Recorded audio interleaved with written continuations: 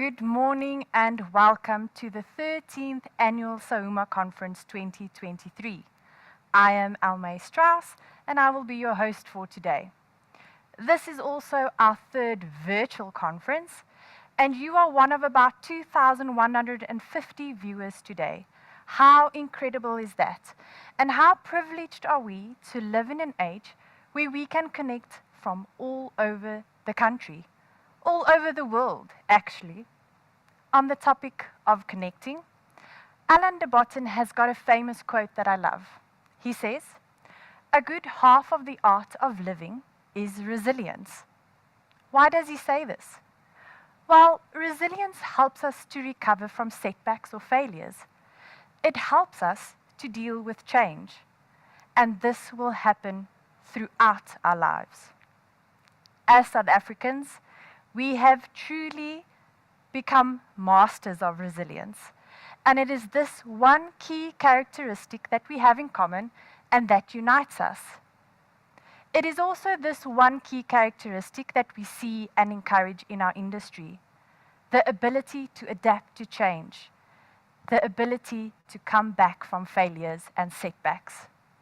So whether it be natural disasters, political unrest, war, or out of whack interest rates and inflation, we will prevail. With that in mind, I would like to show you the lineup for today. We will truly be blessed with incredible speakers with inside knowledge in their fields. Firstly, there will be a welcome from Steve van Roritz, and then we'll go over to our first speaker, Ryan van der Koelwyk, on cyber risk management. Then Peter Olliott on balancing customer service and our responsibility. Then Wayne Dievenage on holding government to account. Niven Postma on if you do not do politics, politics will do you. And finally, Justice Malala on South Africa in 2023 and beyond. Before I hand over to Steve, I would like to do some housekeeping for today. This session is worth 2.5 phase CPD points, and certificates will be distributed 14 working days after this session. Please pop your questions in the Q&A function and not in the comments section. We do not want to miss any questions. Some of the questions will be answered verbally, and then some of the questions will receive written replies. With that, over to you, Mr. Steve.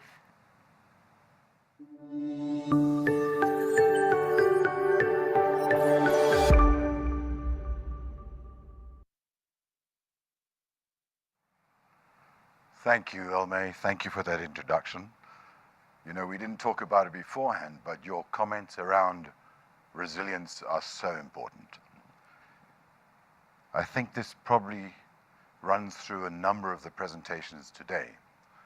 And I just think back, just 3 years ago, we were all thrown out of our comfort zone with the pandemic.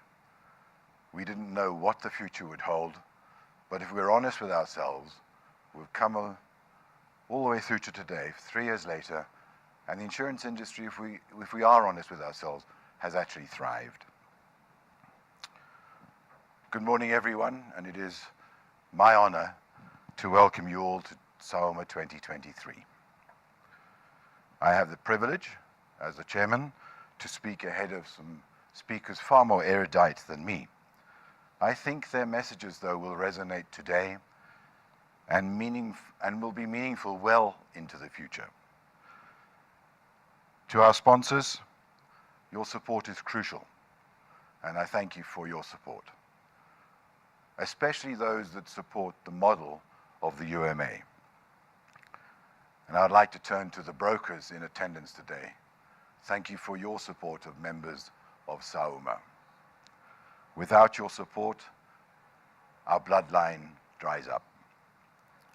Of course, with a little bit of tongue-in-cheek, I am always surprised why you don't support members of SAUMA exclusively, given the fact that members are agile, provide an incredible service, and are technically competent. To our speakers today, I really appreciate your input. It's not always easy to sit in front of a large audience and speak. and make sense. I look forward to listening to your messages today.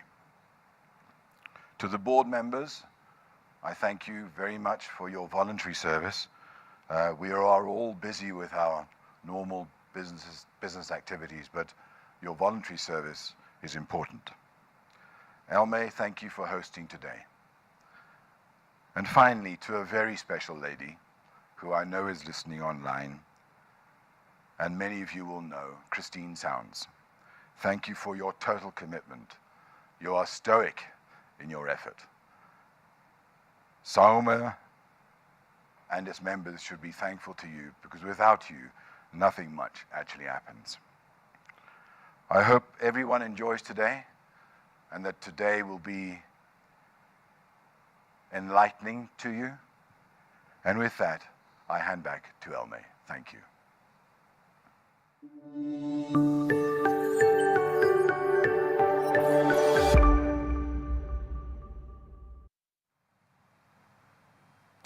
Thank you, Steve. And before we go into our first speaker, I would also like to thank you, our sponsors. So to our main sponsors, Compass Insure, Lombard Insurance, and Santa. They have a combined 163 years of insurance experience, so really at the top of their class. Thank you. And to our co-sponsors, Camag, Centrique, Glassfit, Guardrisk, and Lurius, a heartfelt thank you. Without our sponsors, these insight-sharing events would not be possible. Right. Ryan is the product champion for cyber insurance at i2. He started his career in IT in 2003. He has over 20 years of experience in IT security and risk management, spanning various industries for organizations of all sizes. Ryan holds various IT qualifications, including a BSc Computer Science, National Diploma in Computer System Engineering, Project Management Professional, Certified Information System Auditor, and Certified Information Security Manager. His in-depth knowledge of IT risk management and cyber insurance enables him to identify and provide solutions on data-related risks from both internal and external perspectives. Over to you, Ryan. Thank you so much for the introduction, and thank you everyone for being here this morning. As said, my name is Ryan van der Korweg, Product Head for Cyber Insurance at i2. Although often described by Rob Hallier, who is our Deputy Chairman of the Board, as potentially the scariest person at i2, and don't tell him I've admitted to it, but he might just be right. And let me sort of enlighten you as to why that is the case. The cyber market has become a lot more fraught over the last few years. I think Steve mentioned how we were thrown upside down a few years ago with COVID and having to work from home. And this whole remote working and hybrid working environment has really created a lot of opportunities for a lot of cyber hackers to try and leverage the individual who's now outside of the traditional perimeter of the security that they sat in when they were working in the office full time. If we had to look at cybercrime as a world economy, it would now be the third largest in the world, behind only the US and China. The cost of cybercrime is growing exponentially, estimated to have topped $6 trillion in 2021 and to peak over $10.5 trillion in 2025. I think from an insurance perspective, quite scary is that cybercrime is now predicted to cost more per year than what all of the natural disasters do. There's really two main forms of or key drivers for claims that we're seeing in the cyber insurance front at the moment. One is what's called business email compromises. And then the second is ransomware, which has really kind of transformed more into full-blown cyber extortion. So let's first unpack this business email compromise and just look at some numbers and stats around that to give a little bit of context. So the business email compromise simply is where a hacker is looking to get unauthorized access to a mailbox and then to manipulate either documents in that with fraudulent bank account details, or send communications from this legitimate mailbox to another individual, trying to entice them to do something like make a payment to an incorrect bank account, click on a link and share their credentials, any of that sort of activity. The stats we have up on the screen now are from Mimecast, who may well be known to a lot of you. They are kind of one of the forefront leaders as far as email security is concerned. And this is from their State of Email Security 2023 report. Very nice, because these are often difficult to get hold of, is that these stats are specific to South Africa. So other data set, they went and sort of drilled it down. If we unpack some of these, about 52% of the companies they surveyed had been impacted by a ransomware attack. 93% of companies, and this is, I mean, it's the way we work nowadays, 93% felt that collaboration tools are an essential part of operating nowadays. However, 61% then felt that these collaboration tools were probably going to be something that was going to cause their business harm during the course of this year. 92% of companies have been the target of some sort of email-based phishing attack, which means that potentially 8% of companies weren't admitting to it. Because if we're honest, who hasn't, either personally or in your professional capacity, received some form of phishing email or SMS or voice call trying to elicit some sort of behavior out of you? It is absolutely rampant, and I would almost take, maybe not a big bet, but a bet nonetheless, that we have all seen or received something along these lines in the past. 56% of the respondents felt that cyber insurance was a worthwhile addition to their kind of security armory. I think that's a number we'll see increasing over time. There is still some skepticism over cyber insurance, which is good. It holds us cyber insurers responsible to make sure that we're treating everyone fairly. I think we've still got to see some big cases in the press and the media where you can get the full picture of how cyber insurance has actually helped these companies out of a difficult space. At the moment, it's kind of word of mouth that's filtering through. So a good space for us to see some growth going forwards. A scary number, given the state of the economy. We spoke about the interest rates and things like that. 72% of the respondents felt that they needed to spend an additional 13.5% on their cybersecurity budget. That was the highest percentage globally. And for businesses that are struggling potentially to make ends meet, it's difficult to find this money, and they now potentially leave themselves exposed to cyber incidents. 50% of the respondents had seen that there was attempts to misappropriate the email domain. So that is where the hacker is effectively going to go and masquerade and send emails out as though they come from your email domain. And unless companies have taken specific measures like implementing DMARC, it is relatively easy for hackers to do this. In fact, there's even websites that you can go to and send emails as though they're coming from a completely different domain. And then 80% of the respondents felt that their companies were at risk to an inadvertent data leak by employees. I think, again, if we're honest, who hasn't sent an email to the wrong person? I know I'm guilty of that. And now, depending on who you sent it to and what data you sent, this could potentially be a security breach or a data privacy breach that needs to be notified to the POPI data regulator. So it is a very easy way for data to inadvertently be compromised. As I said, BEC, actually, if I look at our book of business, the most common cause of cyber claims that we're seeing at the moment. It is very rampant. Chatting to the guys who are doing a lot of the investigations, they are responding to and looking at incidents related to BEC, multiple on a daily basis. So very, very rampant. The second big one is on the cyber extortion side. So ransomware has really evolved a lot and become a lot nastier over the years. If we go back sort of 5 or 7 years, your typical ransomware attack was you get an email.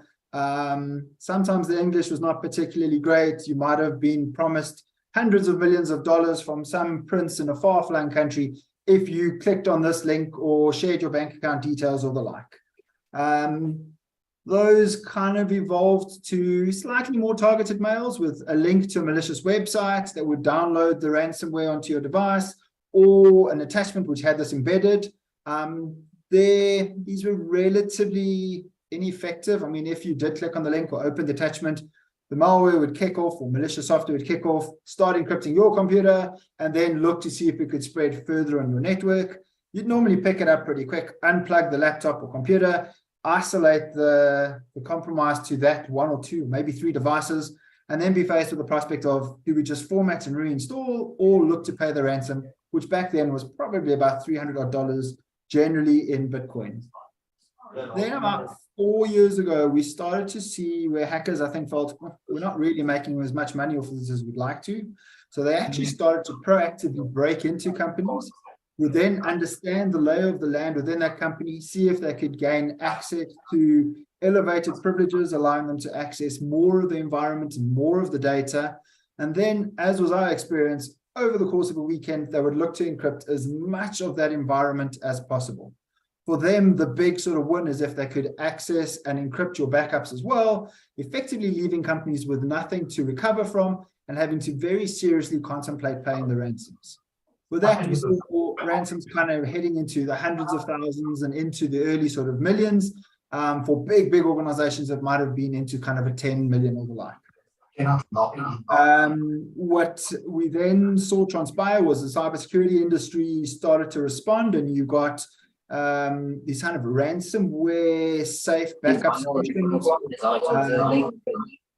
You've got to really enjoy some of the acronyms that come out of the cybersecurity community. So one of these is what's called a worm backup solution. So write once, read many, or an immutable backup. So what happens is you write your backup and you effectively can read from it as many times as you want, but you can't overwrite it, which protects it against the ransomware. You've also got cloud backups and disconnected backups to bring you that level of protection. Impact to the hackers was, oh, okay, so we were kind of printing money off of this, but the industry has caught up, and if we're breaking and encrypting data, the guys are telling us, thanks very much, you've been an inconvenience, but we ain't going to pay the ransom because we've got the data to recover from, and ultimately we don't want to have to pay out a ransom. So what the hackers started to do is still break into the environment, but before running their encryption, they started to actually steal the data slowly so that it would be undetected out of that environment and hold companies to what's now known as a double extortion. Part one, pay us so that we don't release or publish this information. Part two, pay us to get the key to decrypt the data. This has really changed the game as far as how malicious and nasty cyber extortion really is. Because companies are now faced with a very real prospect of, well, how do I look after my reputation? Because I'm not going to look great if all my customer data is now freely available on the internet and has been published. I've got to go and report it to the regulator. This is really a big drama, more so than the encryption of the data, in particular, given the solutions available now. With that, we've seen the ransom demands shoot through the roof, as we've seen our claims costs probably triple over the course of the last 3 years. Ransom-wise, we've seen ransoms in South Africa, which have been in excess of 200 million rand. And the average ransom demand very closely aligned to the stats you'll see on the screen of around about sort of a 35 to 40 million rand, although you are then generally able to negotiate these down. I think there is a mindset from the hacker side of, I'll go in with this huge ransom demand, let you negotiate me down quite a bit. So you feel like you've won if I've come in at 30 and you're paying 10. However, I'm probably still getting what I wanted and you're feeling a little less aggrieved because, goodness, it's like you saved 20 million. So let's take a look at some of the stats. This is from a Unit 42 ransomware threat report. The Unit 42 team are part of Palo Alto, one of the sort of premier cybersecurity companies globally.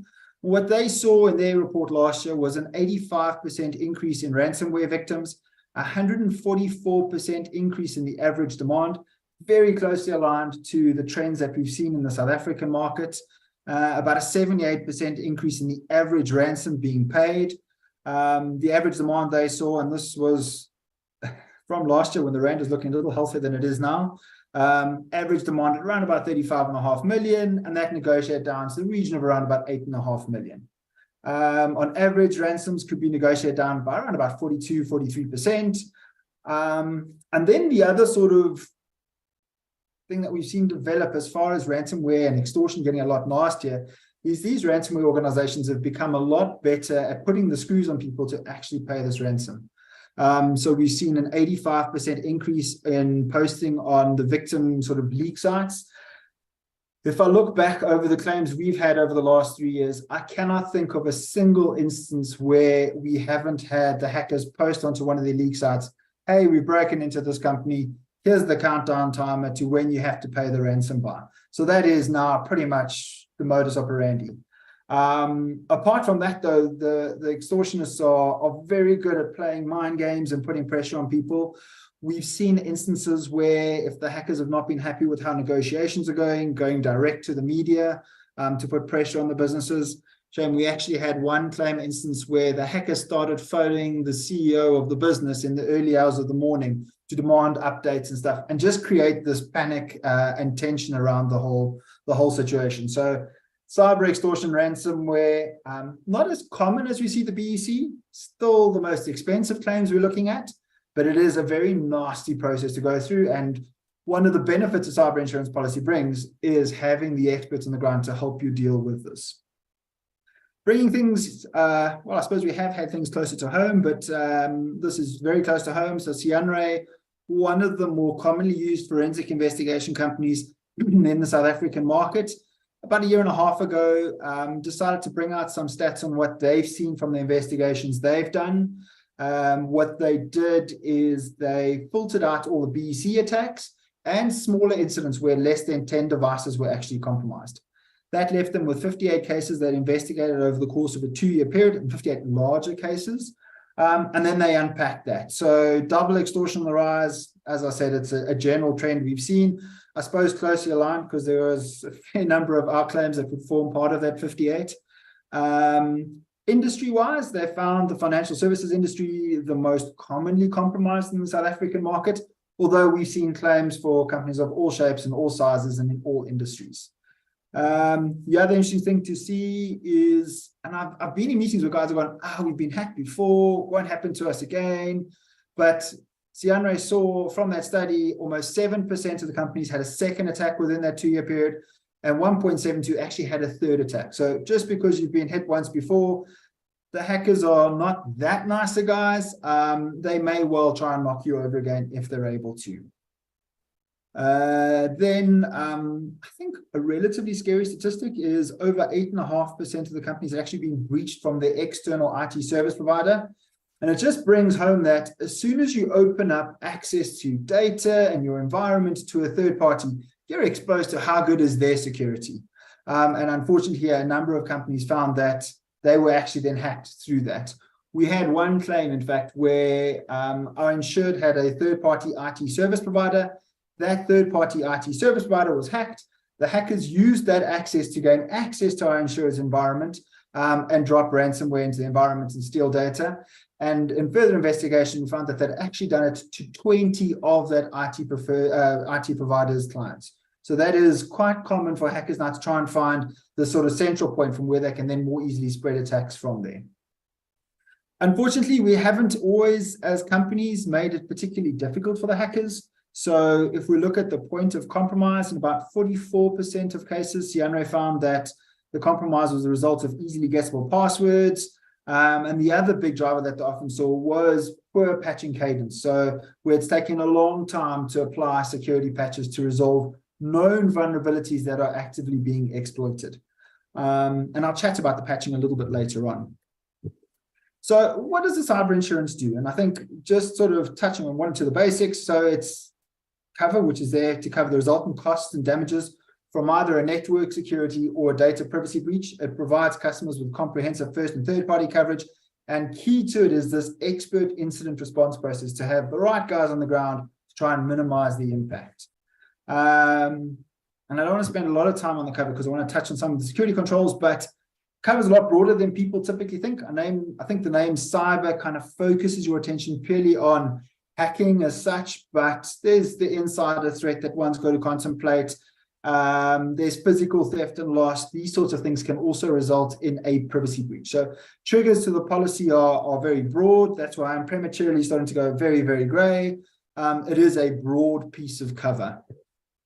As far as what the cover actually provides, I find it easiest at seeing it having 3 kind of core pillars. First is that incident response process. So here you've got emergency response hotline numbers, access to IT experts that will help your own IT team in determining how was the environment compromised. How do we contain that, regain control of the environment, and get your business up and running safely and as quickly as possible. They'll also do what's called forensic investigations, whereas the evidence that they've captured from this incident is now analyzed in a forensically sound manner so that it is admissible in court should it be utilized down the road. You will also have the legal guidance to make sure that you don't fall foul of any of the regulatory requirements. And we, despite the headline that came out around the poppy regulator yesterday, we are seeing the regulator starting to gear up. So in the past, when you notify the regulator and it kind of felt like you're sending an email to file 13, nowadays you're typically getting a response from the regulator with a questionnaire to understand what was your security posture at the time of the incident. And we have it on relatively good authority that the first 2 or 3 fines are due out quite imminently. You're then also going to have the crisis management. So as we said, when you're now faced with, you have this leaked website saying, we've got this data, we're going to do it, possibly hackers talking to the media, you need to proactively respond and try and manage the potential reputational damage. So the policy gives you access to the PR experts to help with their campaigns and engaging with the media to try and minimize the potential reputational damage. Also, and we've always found this with our insurers, is you're desperately wanting to look after your clients who've now had their data compromised. So the policy is going to give you the notification costs to communicate with these individuals and remediation services, which are geared at trying to prevent them suffering any further damages.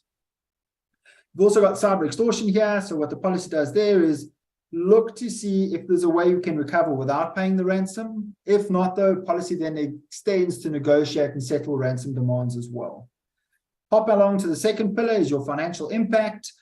Business interruptions and increased cost of working become quite a big selling point for a cyber insurance policy. Our experience has been quite often companies are not able to continue operating as effectively and efficiently as they thought they could without their IT environment. And the business interruption and increased cost of working costs tend to ramp up quite quickly. Then you've got your fines and penalties like POPI or GDPR fines and penalties. Caveat to that this is to the extent insurable by law. And then finally, in the last pillar, you've got your liability, which will cover your defense and settlement of ensuing litigation as a result of the data was compromised or where the environment was compromised and used to actually launch attacks against others downstream.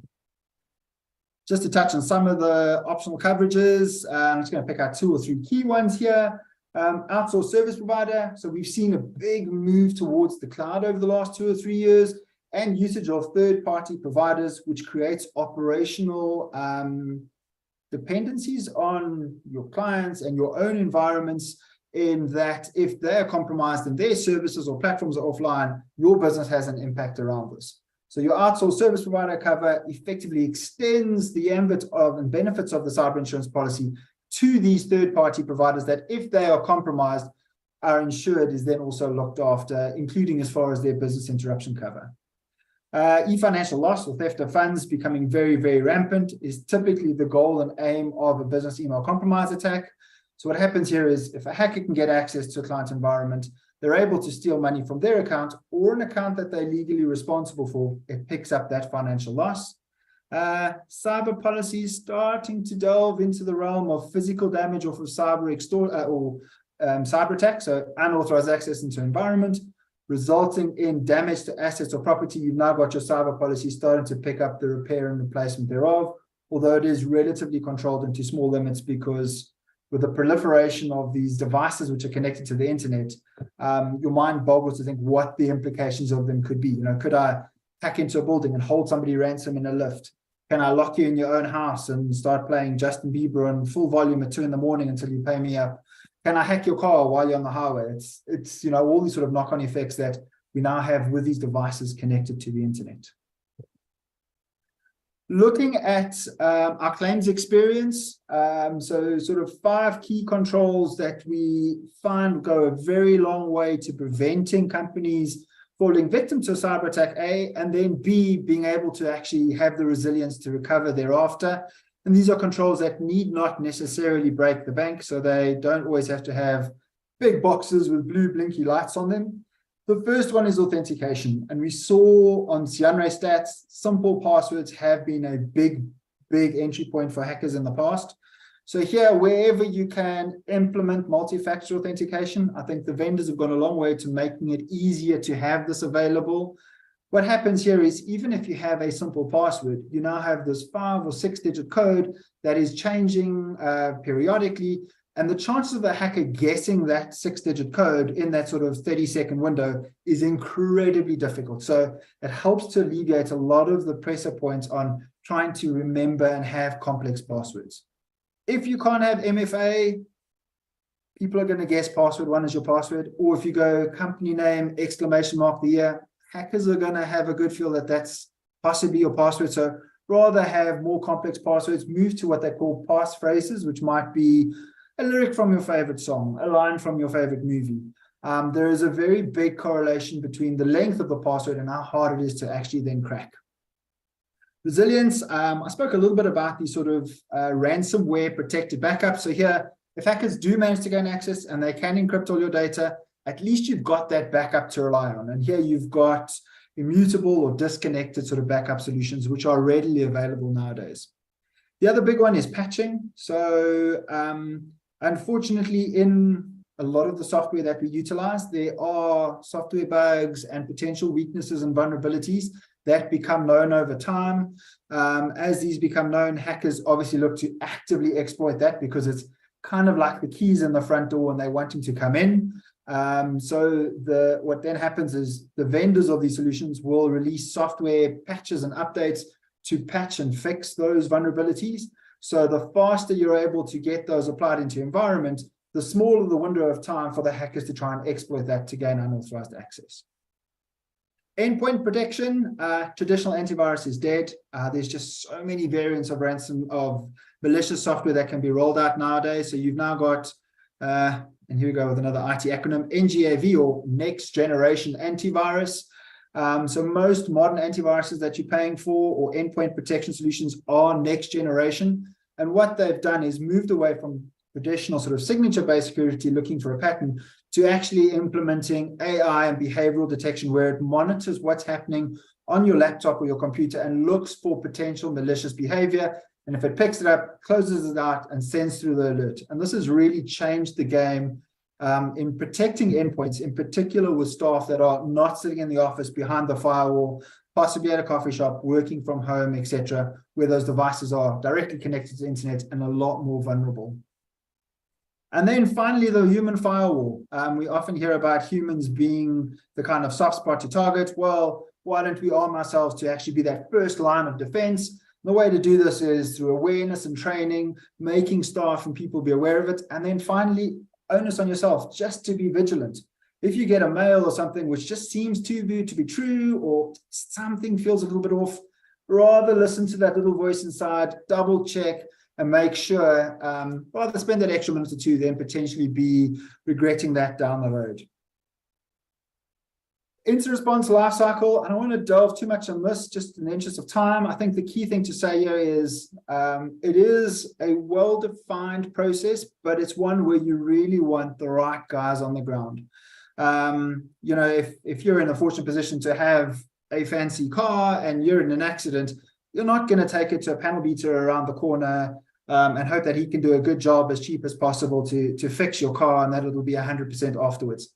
So why do the same thing with your IT environment? Whether you've got an insurance policy or not, rather make sure that you have the experts who are really well trained and exercised in responding to these sorts of incidents to be on the ground and help your business recover. Our experience has been that this has a massive impact on reducing the actual impact and downtime suffered, as well as the final costs and stuff as they tallied up down the road. So if there's one of the big points I can leave you with behind, don't try and sort of shortchange the response process, get the right guys involved. And then just as a wrap up, so cybercrime, there's a lot going on behind the scenes that's not necessarily breaking into the media. Cybercrime is pretty rampant. South Africa is far from being immune. Poppy and GDPR are with us when you take these seriously. Hacking can be indiscriminate. Hackers don't care if you're a nice guy. If they can break into your environment, they will. No security is infallible. You can have various incidents which can trigger an incident, like a disgruntled staff member. As a responsible party, you can't abdicate that responsibility. Poppy is always going to come knocking on your doorstep, as will your clients if data is compromised from you. The damages can be significant and directors can be exposed in their personal capacity. And as I've tried to hammer home many times, effective incident response is absolutely key. Thank you for your time.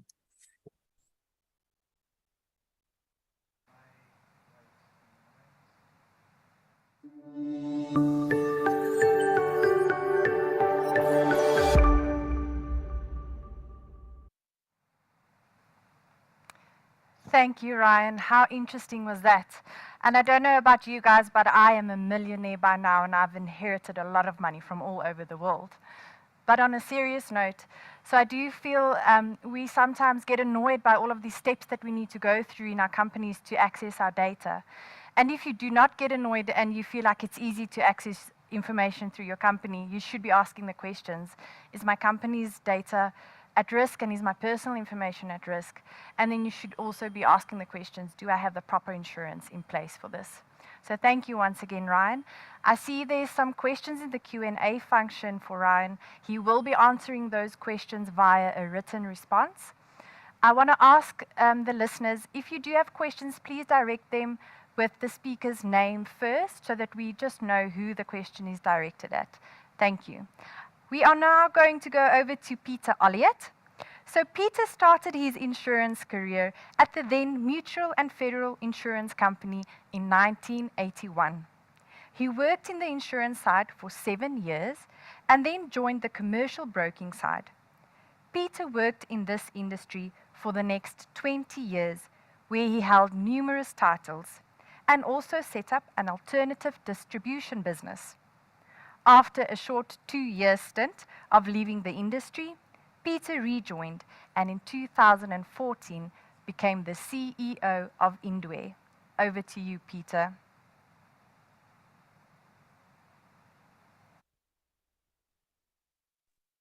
Let me just unmute. Hopefully I am unmuted and you can hear me. Thanks very much to Ryan for doing a great introduction to what I'm going to be speaking about. And this is really balancing the client service and our responsibilities to our business partners from an intermediary point of view. Our business partners being our clients and UMAs stroke insurers. So what we're going to be talking about today is laying the foundations of the triumvirate relationship between the client, the broker, and the UMA, and what are the best markets. And when all else fails... Really well in here. I just want to quickly stop you. I can see your notes. So at the top, just say display settings.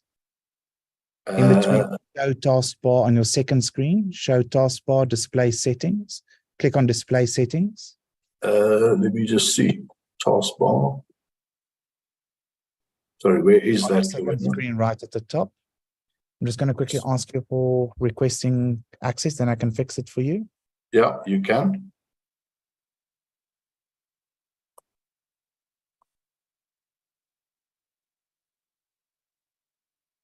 Did you get the request? Not yet. Just a moment. Should come up. Just look on your second screen. If you have 2 screens on Zoom. No, I just got one. Okay, so can you look on the screen where your notes is? Just go into full presentation mode for me. There we are, approved. Okay.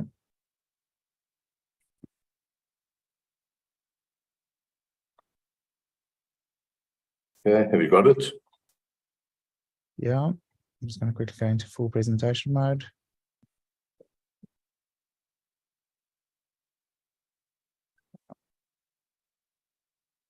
Okay, it seems to give me a problem. If you can just click on slideshow and open your slide. Okay, there it goes.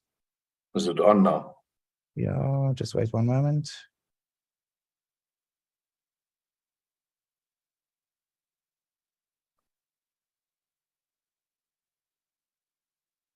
Yeah, just click on slideshow for me, say from the beginning. Okay, it's on, but it doesn't seem to be Okay, I'm just moving going up. to stop the screen share. Just say stop screen share at the top. Yeah, there we are. I've stopped it. Share again. Go into screen share again. Just hold on.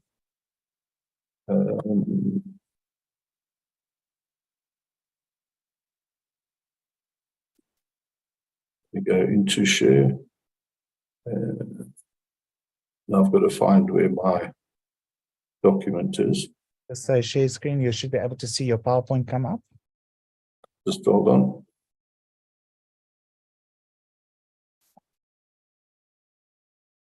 Okay, I've got it. So I'm going to try it again.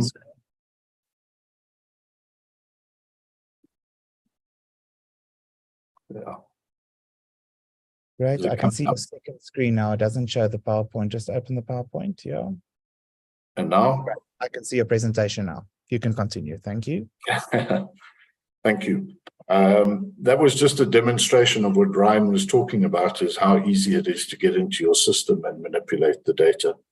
But we're going to go through what we're going to chat about today, laying the foundations of the relationship. What are the best markets? When all else fails, it must be the broker's fault. Why is subject matter and product training important, and what's the difference? And that also alludes to Ryan's presentation. Why training at all? The quality of advice and products, and the UMA and the broker, and then we will conclude. So I'm going to use treating customers fairly as the foundation for the beginning of the discussion. It is important to note that there's a collective responsibility on both the insurer/UMA and intermediary to treat their customers fairly. Conversely, the customers should also treat their intermediary and UMA fairly by disclosing all material facts and obviously managing their risks as though they don't have insurance. So let's look at culture and governance, where clients are confident they're dealing with firms where the fair treatment of customers is central to the firm's culture. I then looked at what is the definition of fair. It means impartial and just, without favoritism or discrimination, or, this one is my favorite, without cheating or trying to achieve unjust advantage.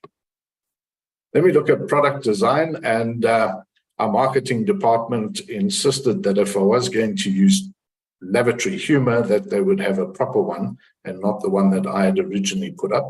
But the products and services marketed and sold are designed to meet the needs of identified customer groups and are targeted accordingly. The definition of meet the needs is meet the requirements of identified customer groups. Not all needs are the same or held to the same importance. We then get on to clear communication. To give clear information to clients and keep them informed before, during, and after the time of contracting. There's a definition of keeping them informed. But at this point here, if I can just stop and say, we all listened to Ryan's presentation, which was really great. I enjoyed it thoroughly. And you can see that he's an expert. He knows what he's talking about. And I would strongly recommend this continuation of the triumvirate relationship, where you put the UMA specialist together with the broker, with the client, and you're going to have a much clearer communication between all parties with regards to what is covered, what isn't covered, why it isn't covered, and what the clients need to do.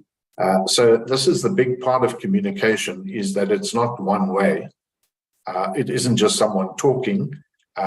Communication involves listening as well, and understanding, checking understanding that everyone understands what has been said. So what is suitable advice? Where clients receive advice, that the advice is suitable and takes account of their circumstances. So I did a definition of suitable, which means right or appropriate for a particular person, purpose, or situation. What are circumstances? Circumstances in this context relate to the financial and material means of whoever you're dealing with, whether it's a personal lines client or a small business or a large corporate business. The advice needs to be suitable, taking into account who you're dealing with and what their circumstances are. And that's very important, particularly on the subject that Ryan was talking about. In my own experience as a broker, we can get the corporates to buy cyber cover quite easily. When you start getting to the small, medium enterprises, it becomes a lot more difficult for various reasons. Part of it can be that maybe we're not explaining it properly, or the clients don't understand the ramifications of not attending to their cyber risk. But I think there does give an opportunity for all three parties to work closer together to achieve a goal. So the performance and standards, the performance of products and service standards are according to client expectations. So let's look at what is a client expectation. It's really what the client wants from a product, service, or organization. And these are based on past experiences and the knowledge derived from them. So one of the things that one often encounters is the client takes out the insurance and then thinks when a claim occurs that their claim will be settled almost as quickly as we've taken the money out of their bank account. And obviously that doesn't always happen. And particularly on some large complex claims, I've had the fortune or misfortune of observing some of these where they seem to meander over time, and weeks become months, months become years, and the claim doesn't get settled. And there's no particular reason other than the communications and the performance expectation of that policy wasn't clearly conveyed to the client at the time it was taken out. So let's deal with claims, complaints, and changes. Clients do not face unreasonable post-sale barriers to change a product, switch provider, submit a claim, or make a complaint. And the definition of unreasonable is beyond the limits of fairness or acceptability. And this is the one area where I have a personal bugbear from a broking point of view is we do the sale. It's a nice looking policy, covers everything under the sun. And we very seldom then go into the discussion with the UMA or the insurer as it may be as to how actually is everything going to work when the claim occurs. What are the requirements or what are the client expectations? And that's quite an important part, seeing as that is the reason why clients buy insurance is to get a claim paid. So when we use this term, use the best markets, experts and trusted, and of course they pay their claims. So the term best has many different connotations in the insurance space. Is it the best price? I can get really cheap stuff. May not cover a lot, but if you're never going to claim, at least the premium's cheap. Does it have the best cover? Now, everyone claims to have the best cover, but when one analyzes, you see that's not always 100% true. Best deductibles. Now, this is quite an interesting thing, having come back from my own point of view, been in the industry a few decades. When I insured my first motor car, I think the deductible was 250 Rand, which was a lot of money considering I only earned about 500 Rand. And if you took that 250 Rand 40 years ago and extrapolated into today's value, 250 Rand would be around about 25,000 to 27,000 Rand as a standard deductible, and compare that to what we're selling at the moment, and it begs the question. So, is my policy the best because it has the best claims payout ratio or the best results with the ombud in terms of fairness, best approach to paying claims, or best looking policy document? So on balance, when we look at what is best for the client, we tend to try to find the best balance between all those things that I've mentioned. Obviously, the best looking policy document doesn't really count, but if you look at the simplicity of the policy language, I think that's crucial, particularly once we've gone through in the last 3 or 4 years. So when all else fails, it must be the broker's fault, and this is particularly for Steve. Remember that TCF is a joint responsibility. Brokers cannot be expected to stand in for losses, which insurers will not cover. And note the difference between will not and did not cover. Brokers must communicate in a clear and concise manner about which risks are insured, which risks can be insured but are not, and which risks cannot be insured, essentially the uninsurable risks. Brokers must conclude written agreements with their clients, setting out the responsibilities of both parties, who should do what, where, when, why, and how. Brokers must also limit their liability, especially when dealing with risks which either the insurers exclude or which the client has elected not to insure. And that's a fundamental issue that needs looking at. Be also careful to try and limit your potential legal liability to the maximum extent of your remuneration or a multiple thereof, and in total not to exceed the limit of insurance cover premiums the client has bought. Now, what we're trying to do is just bring in a measure of fairness, because otherwise the broker gets held to any loss which didn't get covered because it was excluded from the insurance or the insurers didn't cover it. I don't think it is the intention for the broker to become the default insurer in those circumstances. So let's get back to product and subject matter training. And again, I'm going to refer back to Ryan's great presentation there, where I think he gave an indication of why subject matter training is so important. Now, what subject matter training does is it exposes the broker to the broadest view of the risk type at hand. And once the scope or extent of exposure is understood, subject matter training deals with the risks in their widest form, that is, without caveat or exception. And I think it's very important for brokers to have subject matter training before they go into product training, because sometimes we tend to think, especially if we haven't been exposed to subject matter training, that products provide the whole A to Z of a particular risk exposure, which is only true to the extent that the cover is actually provided by the product. But there are lots of limits and exceptions, which the broker also needs to know about, because there may be other forms of treating them other than an insurance policy. So if we get to product training, this deals with the risk within the confines of the particular insurance contract being granted, with all its terms, conditions, and exceptions. And as we've seen, sometimes what is intended doesn't get interpreted that way because the wording gets a bit dear and fancy. And what we've got to do is try and look at simplicity to mean what we say and say what we mean. So product providers can supply product training, which will provide brokers with this clear understanding of the particular subject matter and where the products differ, and most importantly, why they differ. The broader understanding is critical to be able to relate the discussion around these particular risks clearly to the client. Let me go on. So why training at all? And I think the pictures that I've put up there amply display why this is necessary. In the generation that I grew up, it was the playground on the left.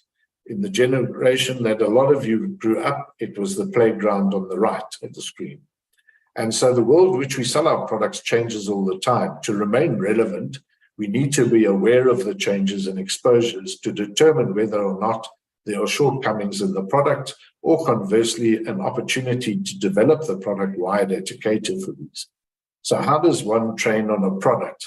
I'm a great believer in the following. You have your theoretical discussions, you have practical applications in claims, and the reason why claims are so important is that's the reason why we sell the product and the client buys the product, is to get their claims paid. Relating the product to the business of the client in order to determine how much of the risk or the risks in question have been met by their current products. I always like to determine when the product first saw the light of day, and you can look at from when cell phones first came into place to motor vehicles, and you can start to see whether the products that we currently sell have kept up with the technological developments. And I'll use electric vehicles as an example. Not many people know that when an electric vehicle is in an accident and you now have to dispose of the battery, in Europe, the disposal of a Tesla battery can be between $6,000 and $8,000. Now, if you do the calculation in rands, that's quite a lot of money. I'm not sure who's catering for that or who's going to be getting rid of the battery, but you can't just throw it on the local rubbish dump. So when we look at advice on products, and there's a common phrase which annoys what out of me, is that insurance is a commodity. But in actual fact, it's probably true, because a fungible commodity is one where essentially things are more or less the same and there's very little differentiation. Well, if we're on this subject, let's look at a few other commodities. So if I have cars and I have this cheapest vehicle and the most expensive line vehicle, would you expect to pay the same for both? After all, they both have four wheels, a steering wheel, a windscreen, and an engine. And what about food? I present the cheap takeaway and the gourmet restaurant. Would you be prepared to pay the same for both? And so on and so on. And so what I'm getting to here is that all insurance is not the same. And generally, like a commodity, you tend to get what you pay for. And so that becomes an important issue when brokers are very scared about price. And hopefully in this discussion about quality of advice and products, we understand that you pay for quality. And it's really up to us as brokers and with our partners, the UMAs, to identify what that term quality means in terms of the products we bought. So getting back to the quality of advice and products, how does one measure the quality? Unfortunately, the most accurate time to measure both the quality of advice and of the products is at claim time. Did the policy meet the requirements of the client, and were there any unpleasant surprises? Did the product provider come to the party quickly, comprehensively, with little fuss? Well, the major problem is at the time of the claim is that it is absolutely the worst time to discover you as the client have received really iffy advice, and you've bought what my colleague Joe refers to as a CN&CO policy, and that just means a cheap and nasty one. So what is a quality product? A quality product is one which is very clear and unambiguous about what risk it covers, to what extent, and what risk it excludes, and also to what extent. Any circumstances under which risks must manifest themselves to qualify for cover are specific and concise and unambiguous. A quality product is one which is fairly priced given the scope of cover being offered. And that's an important one. It's given the scope of cover being offered. A quality product is one which reacts as expected, decisively and quickly, in accordance with expectations of both the broker and the client. So let's get to the broker and the UMA and the client, and that's why you have the three amigos. Remember, it's a joint responsibility. The UMA is the product expert, often a subject matter expert as well, as we saw with Ryan. The UMA is required to ensure that the brokers serving their clients are sufficiently educated to advise and service their clients. If they're not in the UMA services, the broker, both parties are at risk. In the old days, as brokers, we used to keep the insurers far away from our clients. These days, I would argue the merits of involving the UMA insurers in this triumvirate relationship, as it definitely lessens the risk of material non-disclosure, but also cements and builds on the trust relationships between the parties. And finally, I would venture that we need to move the relationships from supplier kept at arm's length by the broker to three parties who become partners in managing the client's insured risks. Such a close trust-based relationship enhances the whole experience for everyone. And while I have the platform, I would plead that in the event of a large or complex claim, the broker needs to project manage the claim to ensure that everyone is aligned and working to get the claim resolved to the satisfaction of all parties as quickly as possible. Lastly, insurance, as with the world, is becoming ever more specialized. And to deal with specialized risk, one needs to have specialized knowledge to advise and to properly procure specialist appropriate products. And I think that is the whole reason for existence of the UMA, is to create the specialization with which brokers can go to their clients with confidence. Thank you.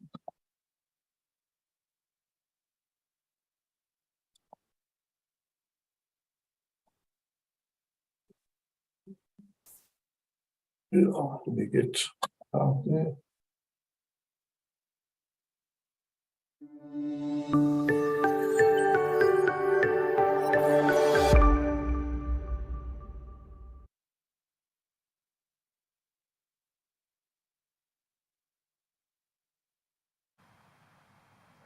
Thank you, Peter. Always enjoy your presentations.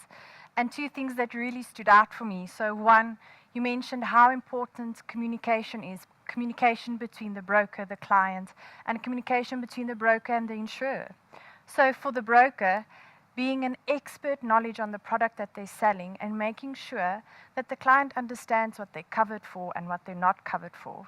But also for the insurer, to make sure that the policy wordings are readable, are understandable, and that it doesn't complicate it for us mere normal human beings. Thank you once again, Peter. We will now go over to Wayne Dievenage. Wayne spent 3 decades in the tourism and transport industry up until 2012. during which time he was chairperson of the car rental industry body and was a board member of the Tourism Business Council. Wayne was a founding director and chairperson of OUTA, which set out to pursue civil society's challenge of government's irrational e-toll decision in Gauteng. Since 2016, OUTA has expanded its mandate and escalated the non-profit entity to become a formidable civil activist organization, employing a team of around 45 professionals and activists that have taken on over 250 projects related to irrational policy decision, corruption, and maladministration of taxpayers' money. Over to you, Wayne. Sorry, unmute. There we go. Thank you very much. Thanks for the opportunity to be here and to address your audience today. It's an honor to be able to just share some of our thoughts and opinions on what business and industry needs to be doing and how do we tackle the situation that our country finds itself in, which is, quite frankly, quite a precarious one. And, you know, we are in this dire situation of a declining economy, of poor service delivery, and not because of international or external pressures, but instead due to internal political agendas that have given rise to a serious lack of leadership and incompetence, which at all three levels of administration, be they national, provincial, or local government. And the resultant inefficiencies have led to years of poor service delivery and crumbling infrastructure, be it nationally, if you see Eskom and the rail networks, be it in provincial levels, hospitals, schools, housing, right down to local government level, where our roads, water infrastructure, signage, sewage are collapsing at a rapid rate. And so what happens here is the dire consequences of municipalities who misspend and steal the finances entrusted with them, leave very little money left over to do the necessary maintenance and infrastructure development in our towns and cities. And make no mistake that the councils will vote to increase their salaries of their administrators, no matter how poorly they have performed. And they will also vote to give themselves bonuses. This is an unsustainable situation which needs to be challenged.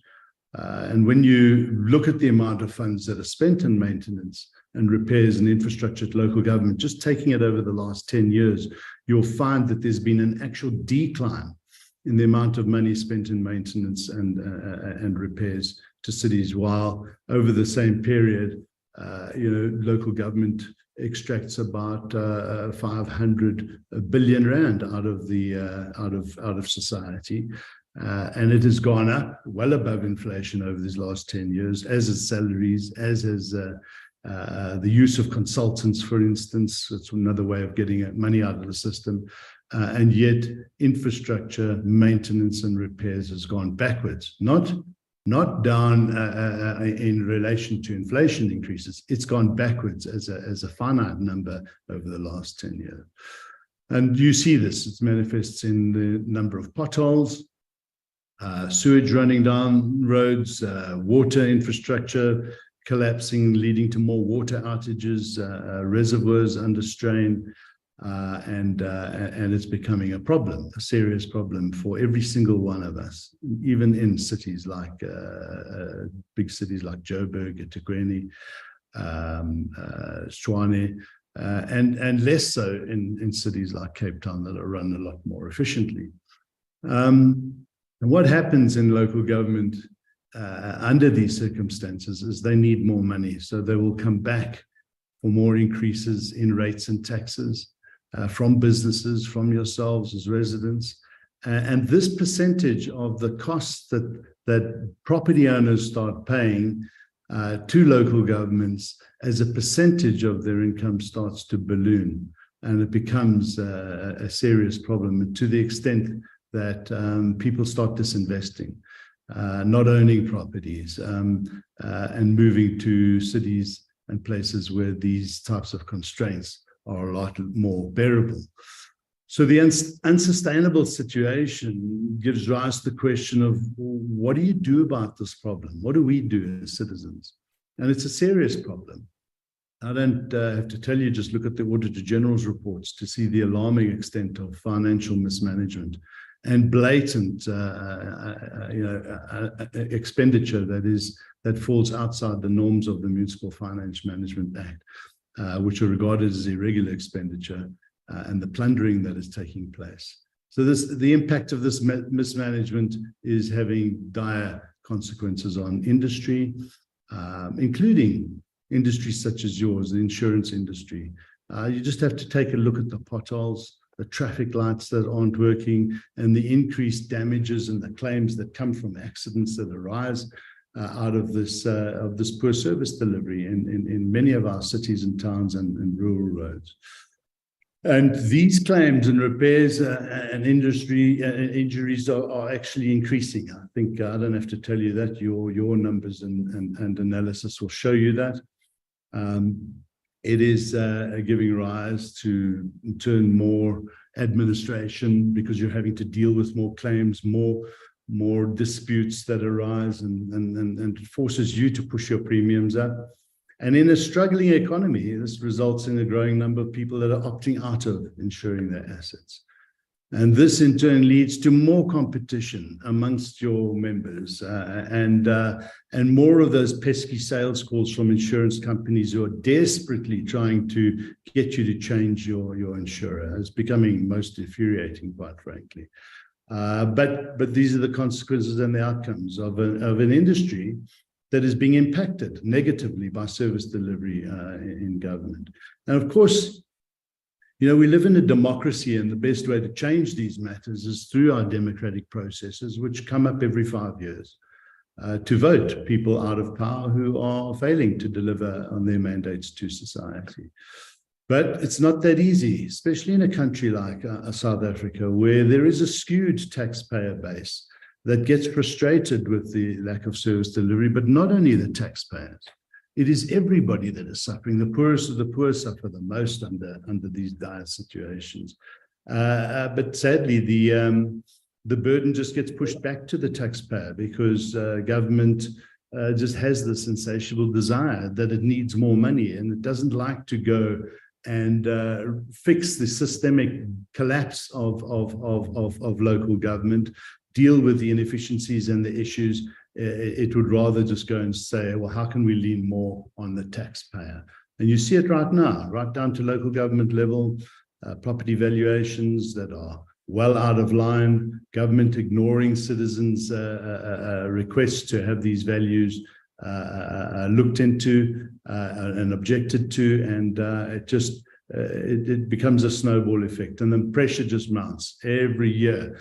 And the matters are made worse on a dwindling tax base. It just really does, and you can see it now starting to spiral out of control. So I think what's important is for me to explain this growing decline in local government is not only due to incompetence, political agendas that are being fought and played out in exercising controls over where the money is spent and who can do what, which is why you end up with mayors the way we do, musical mayors, 4 within a year. It just is crazy. You cannot manage a city in that way. We have powers, those residents, and we can participate in local government a lot more, but we don't. And that's one of the realities that I think we need to start understanding and accepting. We can complain as much as we like. It's not going to change unless we get involved. And the problem is we don't have time to get involved as citizens, but we have no option. And that's why you have resident associations. That's why you have business chambers and business associations like yourselves to start taking up the baton of holding government to account, be it at a national level or a local level. And in local government, what we find so often is, well, if we're not going to challenge the local authorities in their lack of service delivery, We tend to just build our walls higher, gate off our communities, try and fix our own patches, and we live in these silos. And that's no way to challenge local government. I think they like the fact that resident associations are divided, that we're not working with the indigent communities who have bigger problems than your odd pothole or the water running down your street. They have sewage running through their homes. And if you are divided and you're not going to work together as communities, they will get away with more. So we must stop this mentality of living in silos and start using our resident associations. If you're a member of resident association, put them under pressure to ask them, what are you doing to hold local government to account? You can't just sit there and complain and collect money from your members and not do your work. And that type of work is, what are you doing about understanding what local government is spending in your rates and taxes? What are they doing with the integrated development plans? Are they, putting forward unfunded budgets to Treasury and just signing them off? So if you start to understand your powers as citizens in towns, you must know that you can participate in council meetings. You can be present. But it's difficult to do so as individuals. What you need to do is collectively, and even resident associations on their own will find that difficult. But when you start to introduce community action networks, which are some of the work that ARTA is doing, you can bring the strength of those communities, both ratepayers, business chambers, non-ratepayer communities, such as indigent communities, and collectively go and hold local government to account to the extent that you can have the councillors disbanded if they are not conducting their duties in line with the Municipal Finance Management Act. And that's what happened successfully in Makanda, which is Grahamstown, where the unemployed people's movement worked with the Ratepayer Association, went to court, obviously gathered the evidence, can't just go to court and ask the courts to disband the council, took all the evidence of failure to deliver services to the extent that they were grossly out of line, and the court ordered the council to be disbanded and new elections. Now that's the type of active citizenry that has to start happening, and it has to start happening in big cities now, like Johannesburg. Gone are the days that we can sit back and just carry on complaining and do nothing. This is not an option anymore. So we really need to start participating more and holding the feet to the fire of those councillors and local governments that are not doing their work. So this community action network, or CAN network, that we are launching now is about bringing resident associations and business chambers together to start doing more work, and not only just fighting with government, but offering solutions, finding solutions, and when they fail, to implement what is strategically better for the people and the residents of those towns and cities, to then start taking them on. And that means court action, which is something I also want to bring to the discussion in an industry body like SAUMA, like SAIA, and industry associations, where you have collectively with your business members and that the power to play a meaningful role when it comes to holding government to account for poor governance and decline in service delivery. You know, as businesses, especially those who operate under these umbrellas and these industry associations, I don't think we can sit back anymore and do nothing and allow the status quo of national government administration failures to continue. We've got to stop this belief that industry can't apply pressure against the executive structures to improve performance and service delivery, not only to your industry players, but to society at large, which is why we've been calling on business through their institutions and organizations to start applying their minds and to explore projects that will compel government to serve their citizens better. And I have no doubt that in your industry, if you just applied your minds and explored what are those areas and avenues that you could collectively put resources into projects that are going to compel government to do a better job of government, to do a better job of providing better services to society, and specifically maybe to the customers within your industry. If you don't do that, you won't find and you won't be able to uncover the many projects that I know you could get very involved in and start holding government's feet to the fire. But that's the uncomfortable space that business doesn't want to go into. It doesn't want to tackle government head on. It finds it very difficult, and it has a lot of reasons, some of them excuses, as to why it finds it uncomfortable to challenge government. But I think those days are over, and we're seeing business leaders speaking out now and saying that we cannot sit back any longer and allow the status quo to continue. Government is not going to fix itself. Government is not going to introduce efficient systems and services unless you go to government with the solutions. And here I mean, go there not with guns blazing, but go in a manner that seeks to assist and seeks to find solutions with government.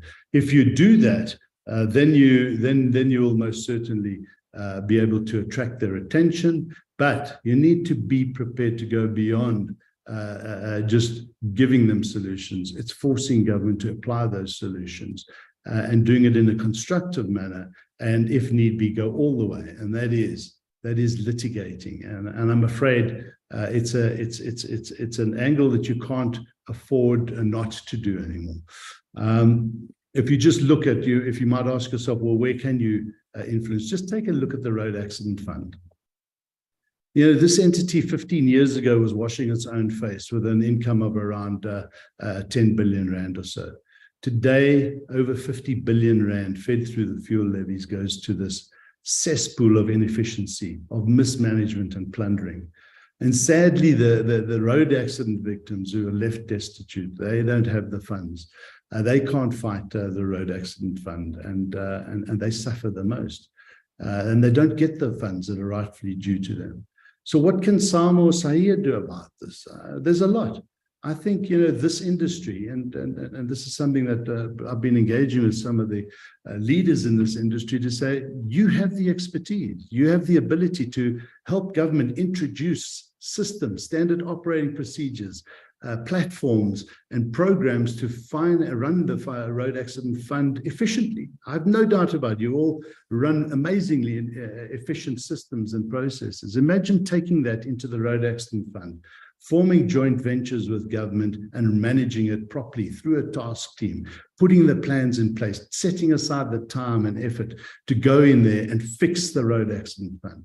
And if government doesn't want to take up your offers, then you need to force them to, because you will be able to prove in a court of law that government is failing in its duty in that regard, and that there is another way. And that's where civil society comes in. I see this also, we're working with BUSA to help industry deal with the national regulator for compulsory specifications. That's the NRCS.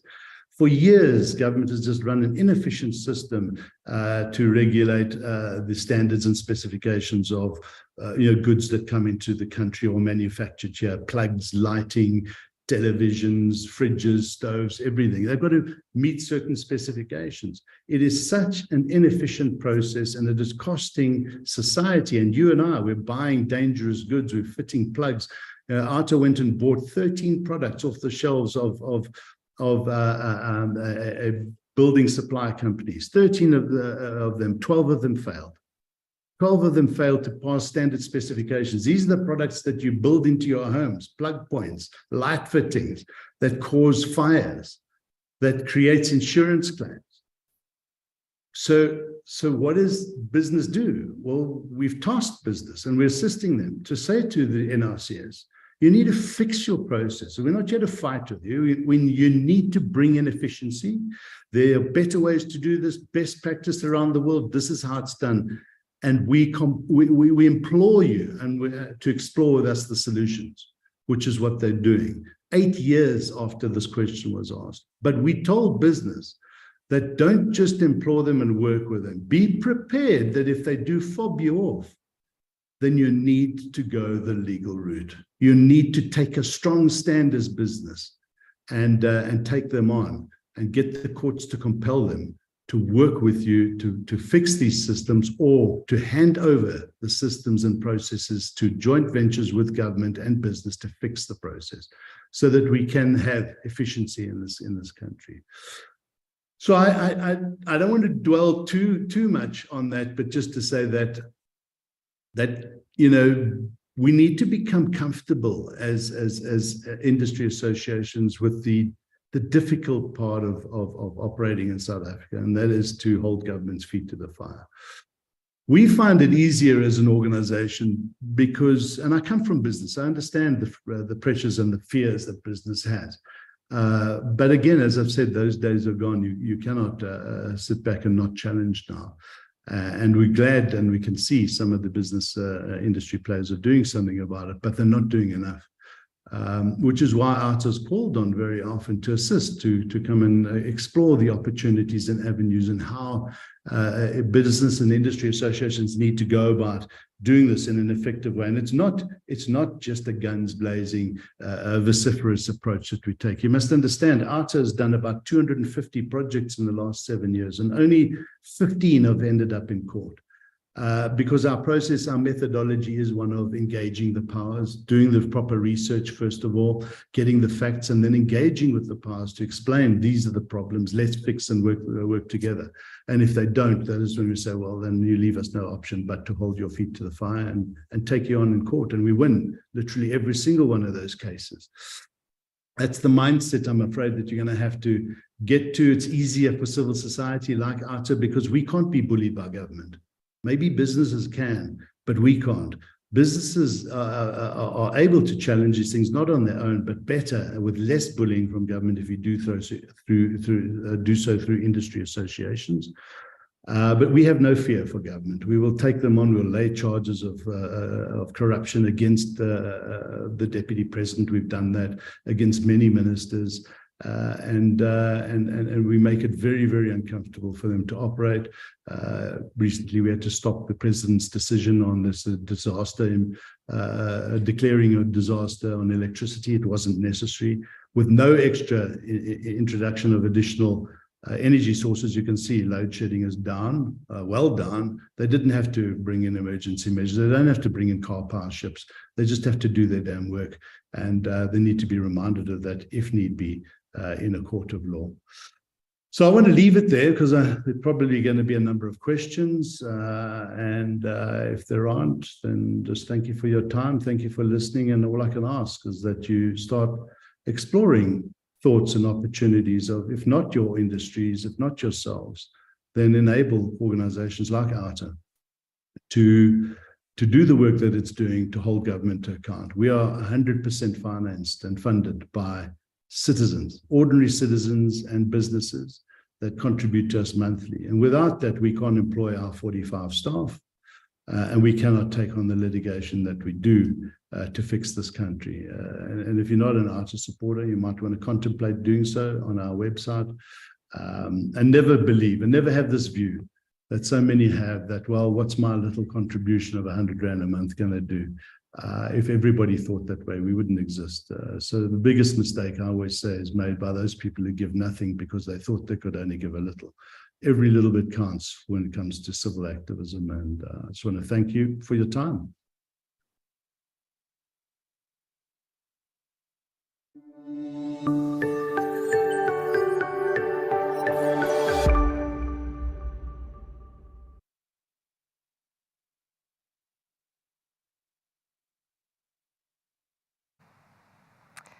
Thank you, Wayne. I'm not sure if you saw some of the comments, but on behalf of all of us, thank you for the work that you guys are doing at ARTA, and really agree with the fact that us as individuals and businesses need to understand how we can start getting involved in holding government to account.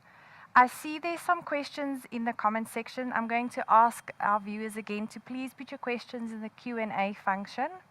And in the interest of time, to my speakers, please go and answer the questions via written response in the Q&A function. Thank you. I'm now going to go over to Niven Postma.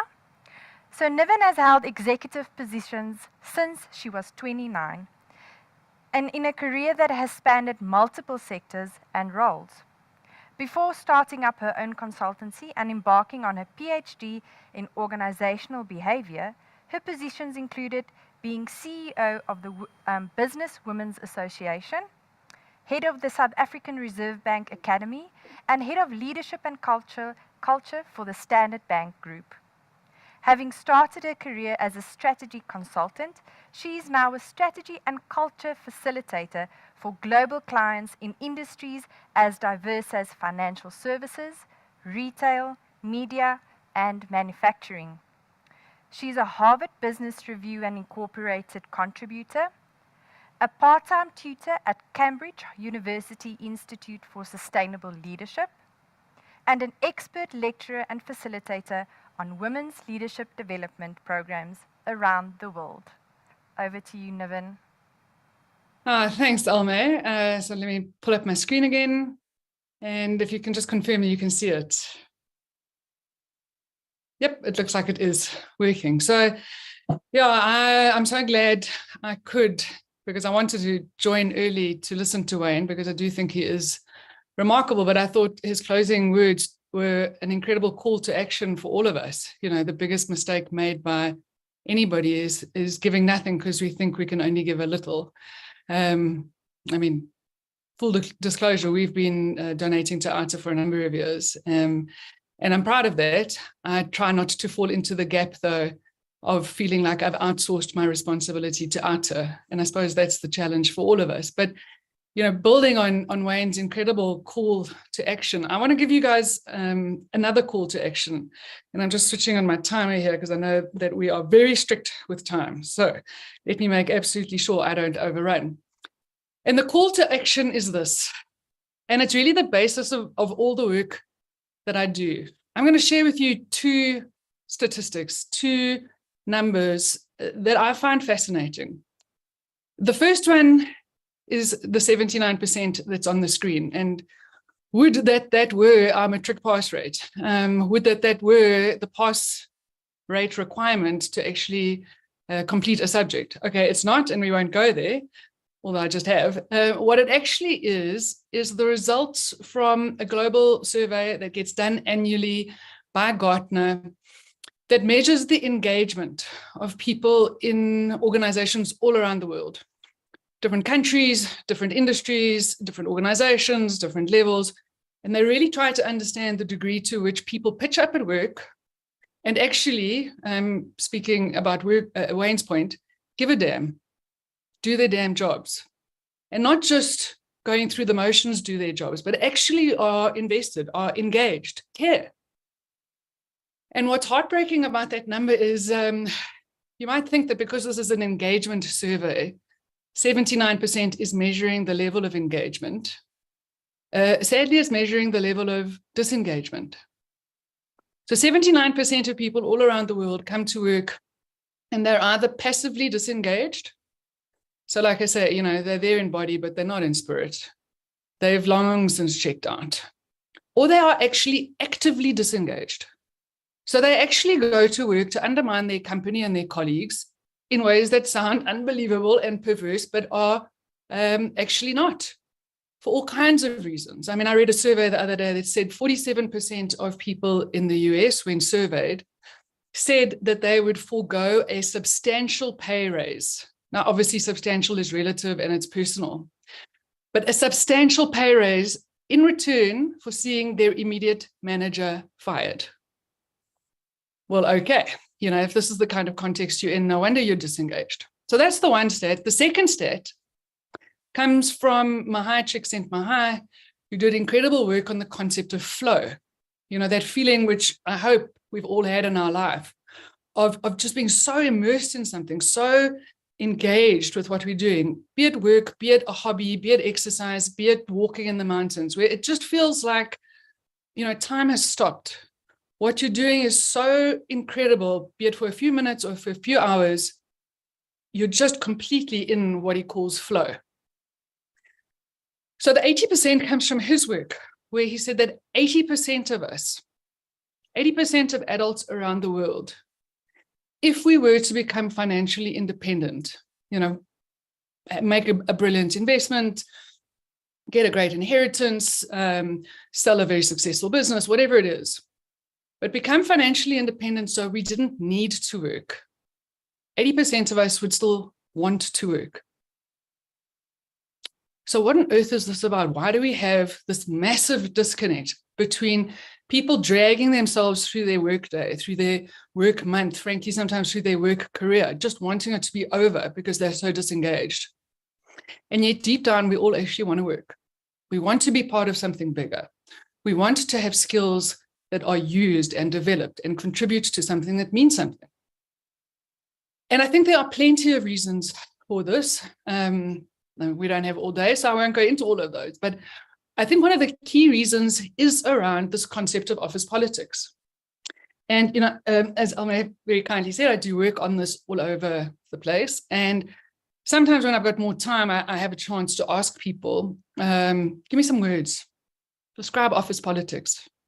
I'll ask you to do the same now. You know, take a few seconds. If I mention the phrase office politics, what comes to mind? And I'm guessing that a lot of the things that come to mind for you are probably replicated on the screen from a word cloud that happened in a workshop a few weeks ago. Stressful, gossip, favoritism. I see toxic. I see handbag carrying, which I thought was a lovely version, an alternative to bootlicking. Some less polite terms using other parts of your anatomy. And then a few months ago, I saw a word, heartbreaking, which was heartbreaking. The stuff is heartbreaking. And for me, you know, this is one of the big disconnects between the 79% and the 80%, is this misunderstanding of what politics are. So I want to do a few things. I want to bust some myths and look at your political will or lack of it. I want to speak about some of the things you need from a political skill point of view. I want to say how not to commit political suicide. And then I want to wrap up with your political strategy. So let me get going. Political will is something I did not have for pretty much most of my career. I mean, if you'd asked me about this stuff a few years ago, before I apparently became a world expert on this stuff and wrote a book on it, and I'm getting a PhD in it, I would have told you how completely and totally allergic to it I was. I mean, do me a favor. I'm not interested in that junk. I come to work to get my job done. My job would be so much easier if I didn't have to play these stupid games, which I don't play because, you know, I'm wearing my virtue as a badge of honor. So my political will was absolutely non-existent. And I realized that for me, as much as for delegates that I engage with in all kinds of places, it was because actually I had bought into myths that I didn't understand, but that I just took as fact and never really examined. So what's the first myth? Well, this first myth is I can either be a good person, you know, a vaguely decent human being, or I can be this raving psychopath who plays politics. Because, I mean, of course, you know, if politics are all these things that were in the words, in the word cloud, toxic, depressing, heartbreaking, well, I mean, who wants to go to work to get engaged in that? I mean, do me a favor. Well, actually, that's a myth. It's the foundational myth, and it is as widespread as it is wrong, and it's as universal as it is naive. Because actually, we don't understand, I certainly didn't understand, for 20 years of an executive career, I didn't understand what office politics actually are. And there's tons of definitions. But the one I most like is the one that's up on the screen. So we are talking about the range of things that happen in organizations. Spoiler alert, all organizations with all people. The range of things that happen in the informal, the unofficial, the behind the scenes space.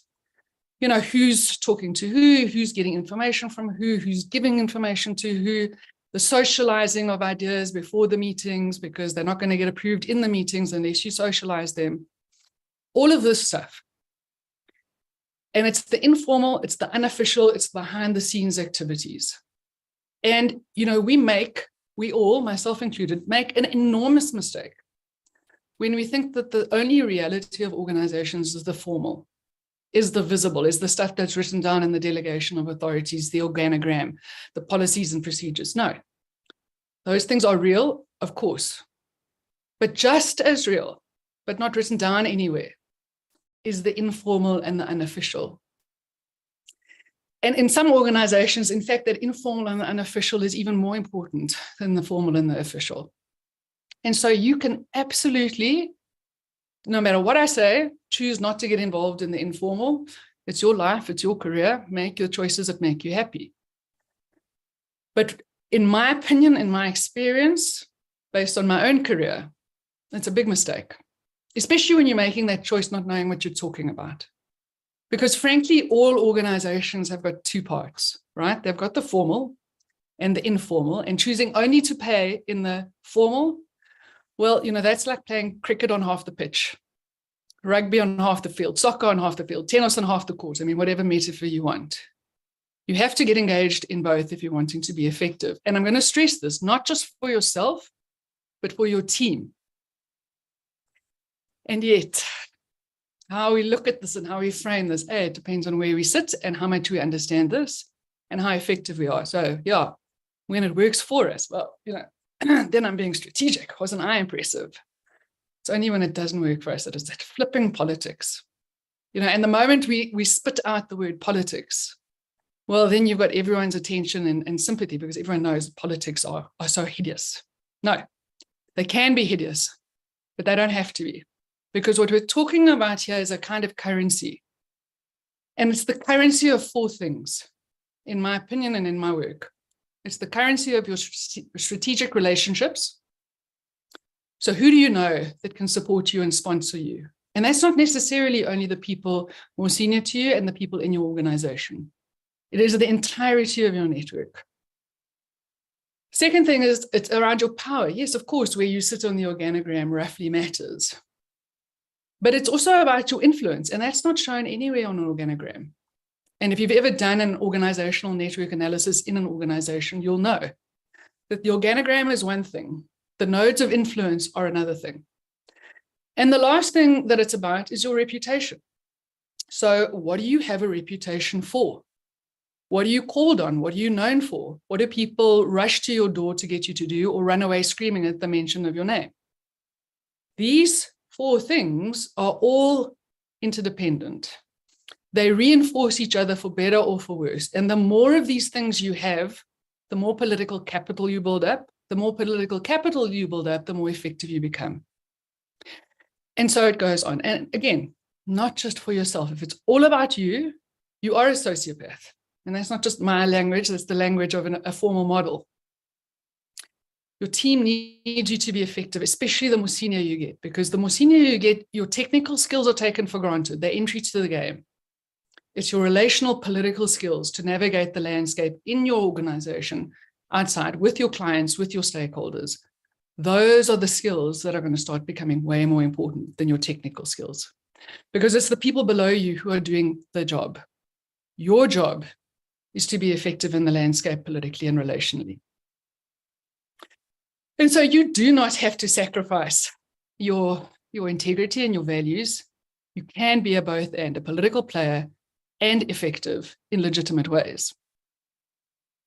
The second myth, this is often where I hear the sounds of hearts breaking. And even on a virtual call, I can hear those sounds and hear those hearts. It's not possible to avoid politics, okay? Telling yourself, our organization is so political. It's like saying water is wet. Well, of course it's political, it's people. I mean, I've had delegates say, even our family is political. Yeah, you don't say. So it's not a question of whether the organization that you are part of is going to have politics, but what kind of politics they're going to have. I had a friend who was a church minister for quite a few years and then decided, no, she's going to move into a corporate, because she actually trained as an auditor, but then ended up leading a congregation. And the one thing she was really nervous about was, these corporate politics that I've heard so much about. So I bumped into her after about 3 months. I said, how's it going?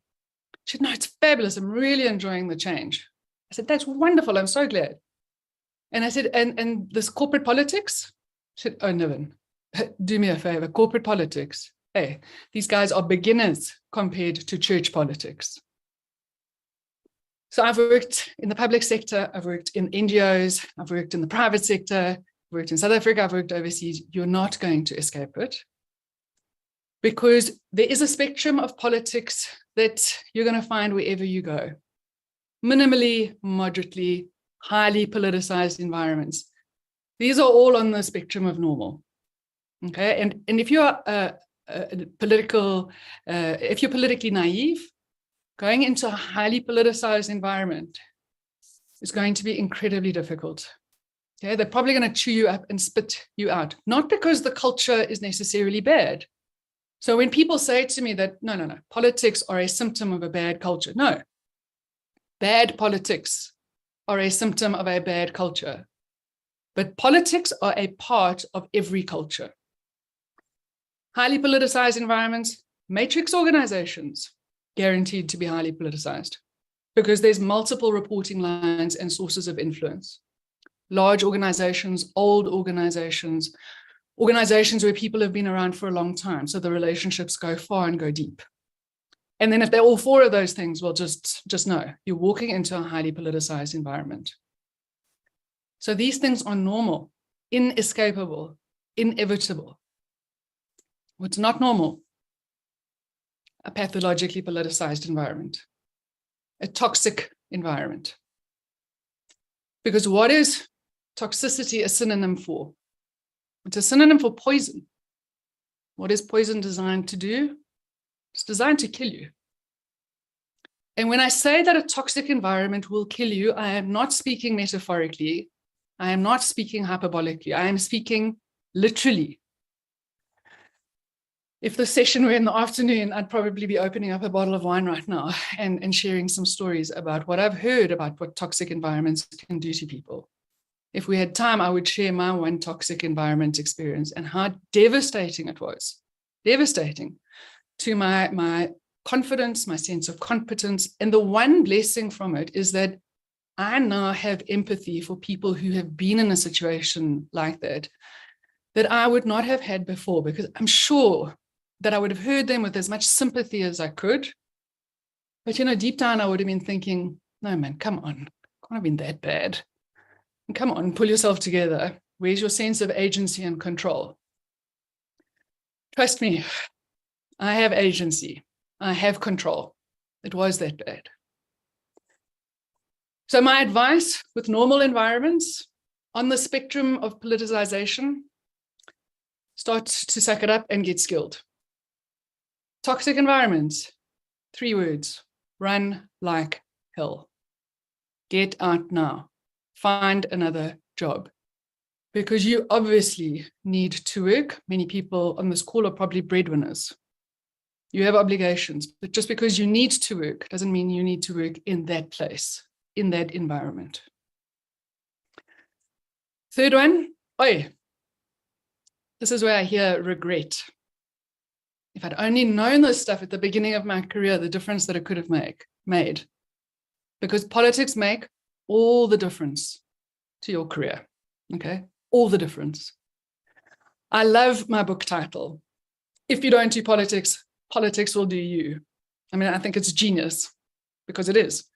But if I were to like any title as much as my title, it would be this one from Kathleen Kelly-Reardon, where she says rightly, it is all politics. Yes, of course, hard work is necessary. Of course, talent is necessary. But necessary and sufficient are not the same thing. And I was listening to Wayne and reminded of my experience working in my first job as a strategy consultant.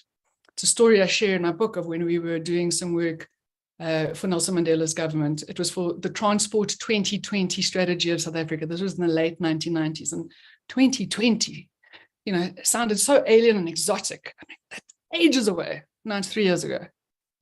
And so for 18 months, there were really the best strategists, transport economists that you could get from around the world, because of course everyone wanted to come to South Africa in the late 90s, wanted to do work to build this country. Energy is very different now, sure. And so all of this money, all of this investment, all of people who'd been in exile, who were back in government and wanting to build things. And the last session, I was way too junior. It was, like I say, my first job. The last session of presenting the final report to cabinet, I asked the case team leader when it finished, how did it go? Because of course, I certainly wasn't in the room. I was back in Joburg. And he said, no, it went really, really well. Oh, I'm so excited. Can't wait to see what now happens, because I mean, there's some really important things in that report about what should be done and what should not be done. And Matthew looks at me and he said, you do know, of course, Niven. I mean, of course I did not. He said, you do know that the gap between what we have just presented as the analytically, objectively best strategy and what's actually going to happen, that's power in politics. And that is not something that we as strategy consultants have line of sight of. And even if we did have line of sight of, you can't put it in a slide deck. This is where we step away. And this is not just a reality for governments, it's the same in organizations. The analytically best strategy is only going to happen if the most powerful people support it, or the most powerful people don't support it. It's never going to happen. And so let me give you an example of how this is played out in an industry. So some of you, many of you, I hope, I'm starting to realize that this example is potentially starting to lose currency as people in their 30s start to come into some of my workshops. But people in their 40s and 50s and 60s, you probably remember Blockbuster. So for those of you who are in your 20s and 30s who don't, it was essentially a library for DVDs and videos. You probably don't know what videos are either. Okay, DVDs. You could go into a shop, you would rent your DVD, you would go home, you would watch it, you'd come back. Blockbuster was the leader of the pack. We had Blockbuster in South Africa. And the guy on the right is John Antioco, who was the CEO of Blockbuster. Here is a chart from the Harvard Business Review charting his tenure at Blockbuster and what happened. So you can see early 2000s, we are not talking about a Mickey Mouse company. We're talking about a company with $6 billion of revenues, like 300 trillion rand, and a company that he had doubled in size in a few years. And yet, as anybody who knows about Blockbuster, and as the chart shows, Blockbuster no longer exists. Went into bankruptcy a few years later. And so some people know that its story is inextricably linked with Netflix. And they know that Blockbuster was given the opportunity to buy Netflix. They turned it down. And they also know that what I thought I knew as a strategy consultant, which is, classic example, like Kodak, like Xerox, like Nokia, big, arrogant, incumbent, strategic obsolescence, didn't see the winds of change, didn't embrace technology, and so they're out. Well, actually, some of that is true. So let's start with what is true. Yes, Netflix was started in direct response to Blockbuster's business model, which was to levy late return fees on DVDs that were brought back late. And, I go back to our old school maybe once every 10 years, and I look at that library and I think, I'm sure I funded at least 100 books in this library through my late return fees when I was at the school, because I was always taking things back late.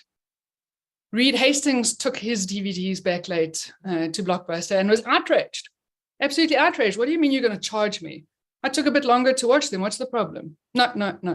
I'm going to start Netflix. And he could, because the technology had shifted to DVD. So suddenly, a thin DVD as opposed to a bulky VHS becomes a lot easier to ship through the post. And so he started up Netflix. Then there's the .com crash. They've got a new logo, a better logo, and their back's up against the wall. So they go to Blockbuster, they offer to sell themselves, get turned down. So far, so good.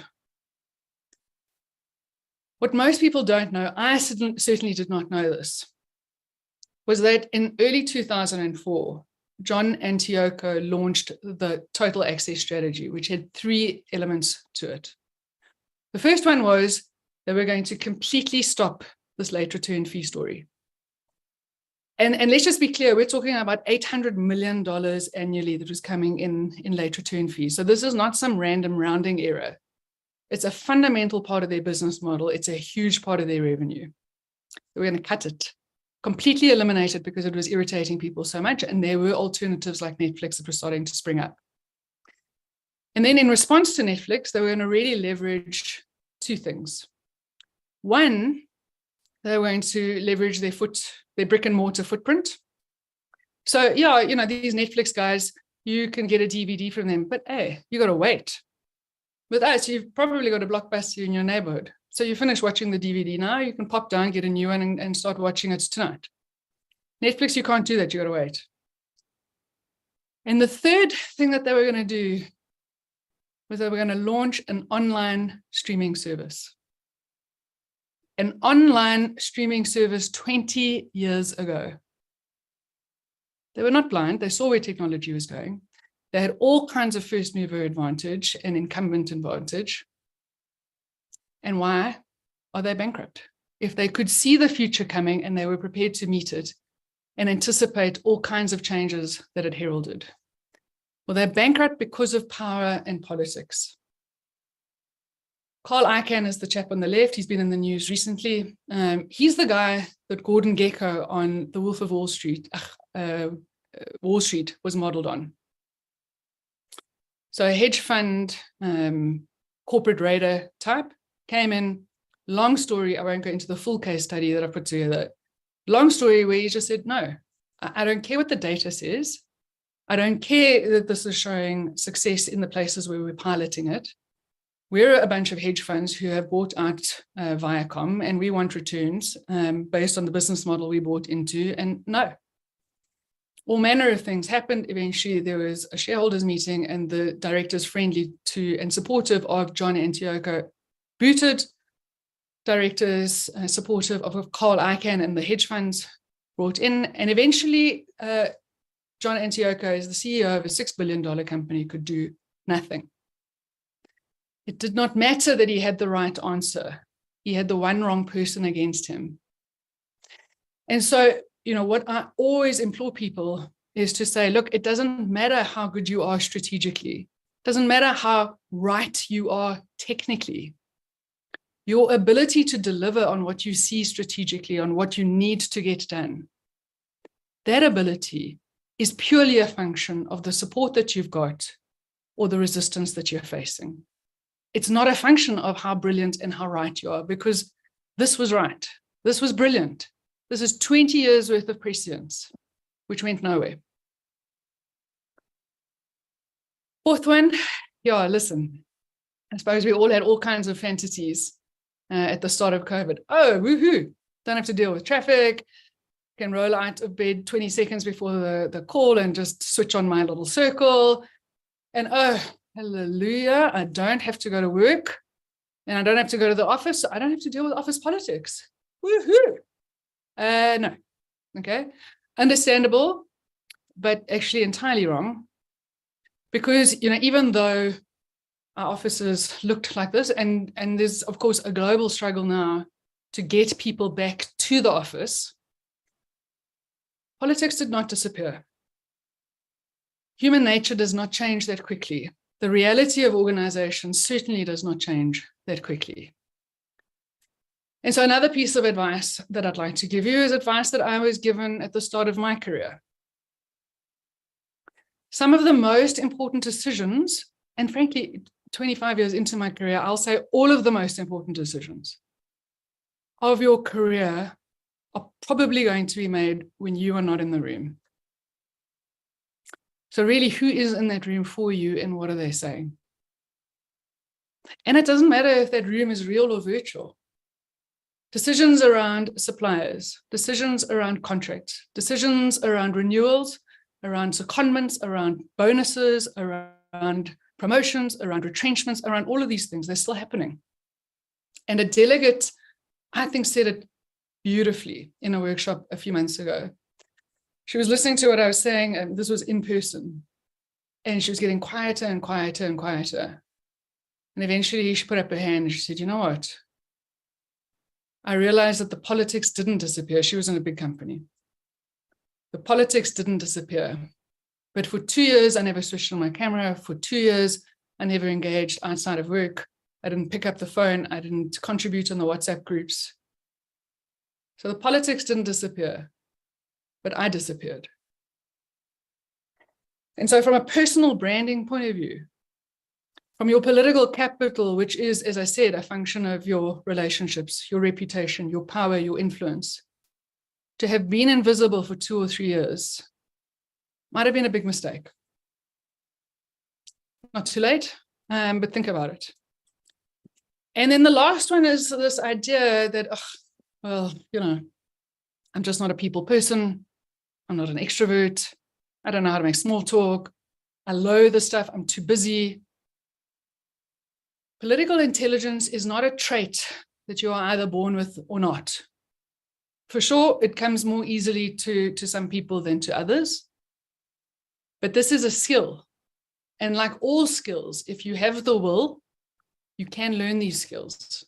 And you can get better at them throughout your career to the point where eventually you become, you know, unconsciously competent. It's just, well, obviously this is how you do things. Obviously, this is how you engage with people, read the situation, moderate your behavior accordingly, where you are authentically adaptive to what the situation is requiring of you, without selling your soul, without compromising your values, but focusing really on being effective. What does it take to be effective in this context? And am I prepared to do that? If not, okay, you might need to reconsider why you're in that context in the first place. But if yes, well, then get going. And so, you know, these skills are critical. And as Wayne said so beautifully, we live in a country of extremes, of inequalities. I mean, I was in Cambridge 2 weeks ago. I talked to some of the people there, and this was a global cohort, people from all over the world. And I mentioned to them this thing called load shedding. And I mentioned that I had a delegate come for a session on the one day and they're not able to come on the second day because she went into the office to try to dial in because she was having load shedding at home. And she thought, okay, well, the office in Pietermaritzburg, not Joburg, the office at least would have stable electricity. And then she got hijacked on the way home, so she couldn't make it on the second day. And they look at me like I'm making this stuff up. No, I'm not. And I'm also not making up the fact that in Joburg, you know, we've got homeless people directing 2 million rand cars, and we're not just listening to them, we're grateful for them. Homeless people. I mean, honestly, they can't believe what I'm saying. So we live in a very, very complex, contested, unequal country. And it's just as unequal when it comes to skills and access and opportunity. But it's our version of what is a global reality, what is a life and human reality. So this is an article that came out in January last year in Harvard Business Review. Title, it says a lot. Why do some people pay toll fees at work and others cruise the open highway? And they talk about 3 things that are systemic. And of course, these systemic things generally accrue to people who are in a minority. So women in a traditionally male-dominated industry, Black people in South Africa and traditional corporate structures, although of course that's changed a lot, and yet. But actually it's not just the obvious examples. I mean, we can all be the other. We can all be the outsider who is paying toll fees. I mean, in one role in my career, had nothing to do with my race or my gender. Because this was a very mixed ExCo group. It had everything to do with the fact that the people in that ExCo group had worked together for 30 years. And so the phrases that they would use is, we've grown up together. How on earth is somebody who's just joined, somebody who's been there for, you know, only 5 years, ever going to crack that inner circle? Well, they're probably not, which is why senior people would come in and bounce out all the time. So we can all be the other. And there are some systemic others in companies, in economies, in societies. So what's the toll fee that you pay if you're an other? Well, the first one is one of opportunity. You know, we tend to give opportunities to the people we know, and the people we know tend to be like us. So we tend to be narcissistic and lazy when it comes to our network. And so our network gets the opportunities that we hear about, and that network looks like us. So if you're not in enough networks, or you're not in the networks where the decisions get made, you will pay that toll fee of opportunity. Second one is the toll fee of influence. Okay, so you might get the opportunity, but is anybody listening to a word you're saying? And my favorite example here is from Ben Barres, who died a few years ago. He was the head of the neuroscience department at Stanford. So, head of neuroscience, Stanford. We're not talking as dumb as a bag of rocks. But beyond that, what was most interesting about his life was that in the late 1990s, and he was 43, I think, he transitioned from being a woman. So he, for the first 43 years of his life, was a woman. And for the first 20 years of his career, was a female neuroscientist, and then became a male neuroscientist. And somebody asked him in an interview, well, obviously there's a ton of differences, but what do you think is the biggest difference, having now been a man for 20 years? And his answer, I thought, was really telling. He said, I still can't get over the thrill of being able to complete my sentence without being interrupted by a man. This is not an attack on men, okay? We do this to other people. We make them pay the toll fee of influence when they are different to us, when they are not the norm. It happens to us, we do it to other people. And the last one is the toll fee of scrutiny. When you are the other, people don't see you as an individual. They see you as a type. Women. Gen Zs. People who don't come from insurance, whatever it is. So you are not seen as yourself making your own decisions. You're seen as representative of a much bigger type. And that's a toll fee. I had a woman come to me a number of years ago. She was in mining.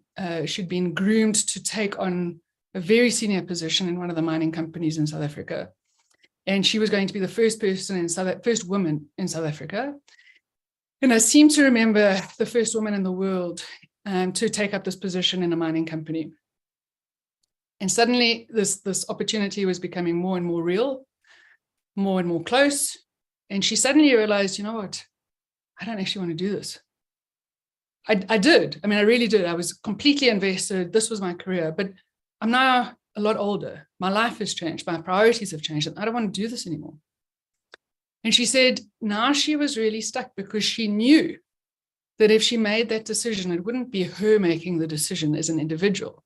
It would be, you see, we told you this is what happens when you invest in women in mining. Mining is no place for women because when push comes to shove, they flake. She said, this is not something that people would be saying if I were yet another man choosing not to do it. It would just be incredibly bad luck and people would regret it. But there's all kinds of extra toll fees. I'm now saying, she didn't use this language, that she was paying. And so she said, so now what do I do? Do I do this for myself and what I really want to do? Or do I realize that by doing this, I close the doors for a whole bunch of women for quite a while, not only in this company, but probably in the industry? So I mention these things because we are naive if we think that political, social, societal structures can be overcome purely through skill. No, there are bigger things at play, but skills matter. And people can get effective with their own personal skills and the choices around the skills they want to develop or don't want to develop to make themselves more effective. So let's talk about some of those political skills, and I'm only going to touch on one or two. There's a whole bunch. And they all boil down to people. I flipping love it. I try to keep a straight face, but often people can see me rolling my eyes, which reminds me of a friend of mine whose teenager keeps rolling his eyes at her, and she's a wonderful human being. But yes, and this pushes every button that she has when this kid rolls his eyes. So the only way that she's been able to cope is to tell herself, Colleen, Harry is not rolling his eyes. He's downloading information. So I do the same when I hear people talk about human resources or, oh yeah, human capital.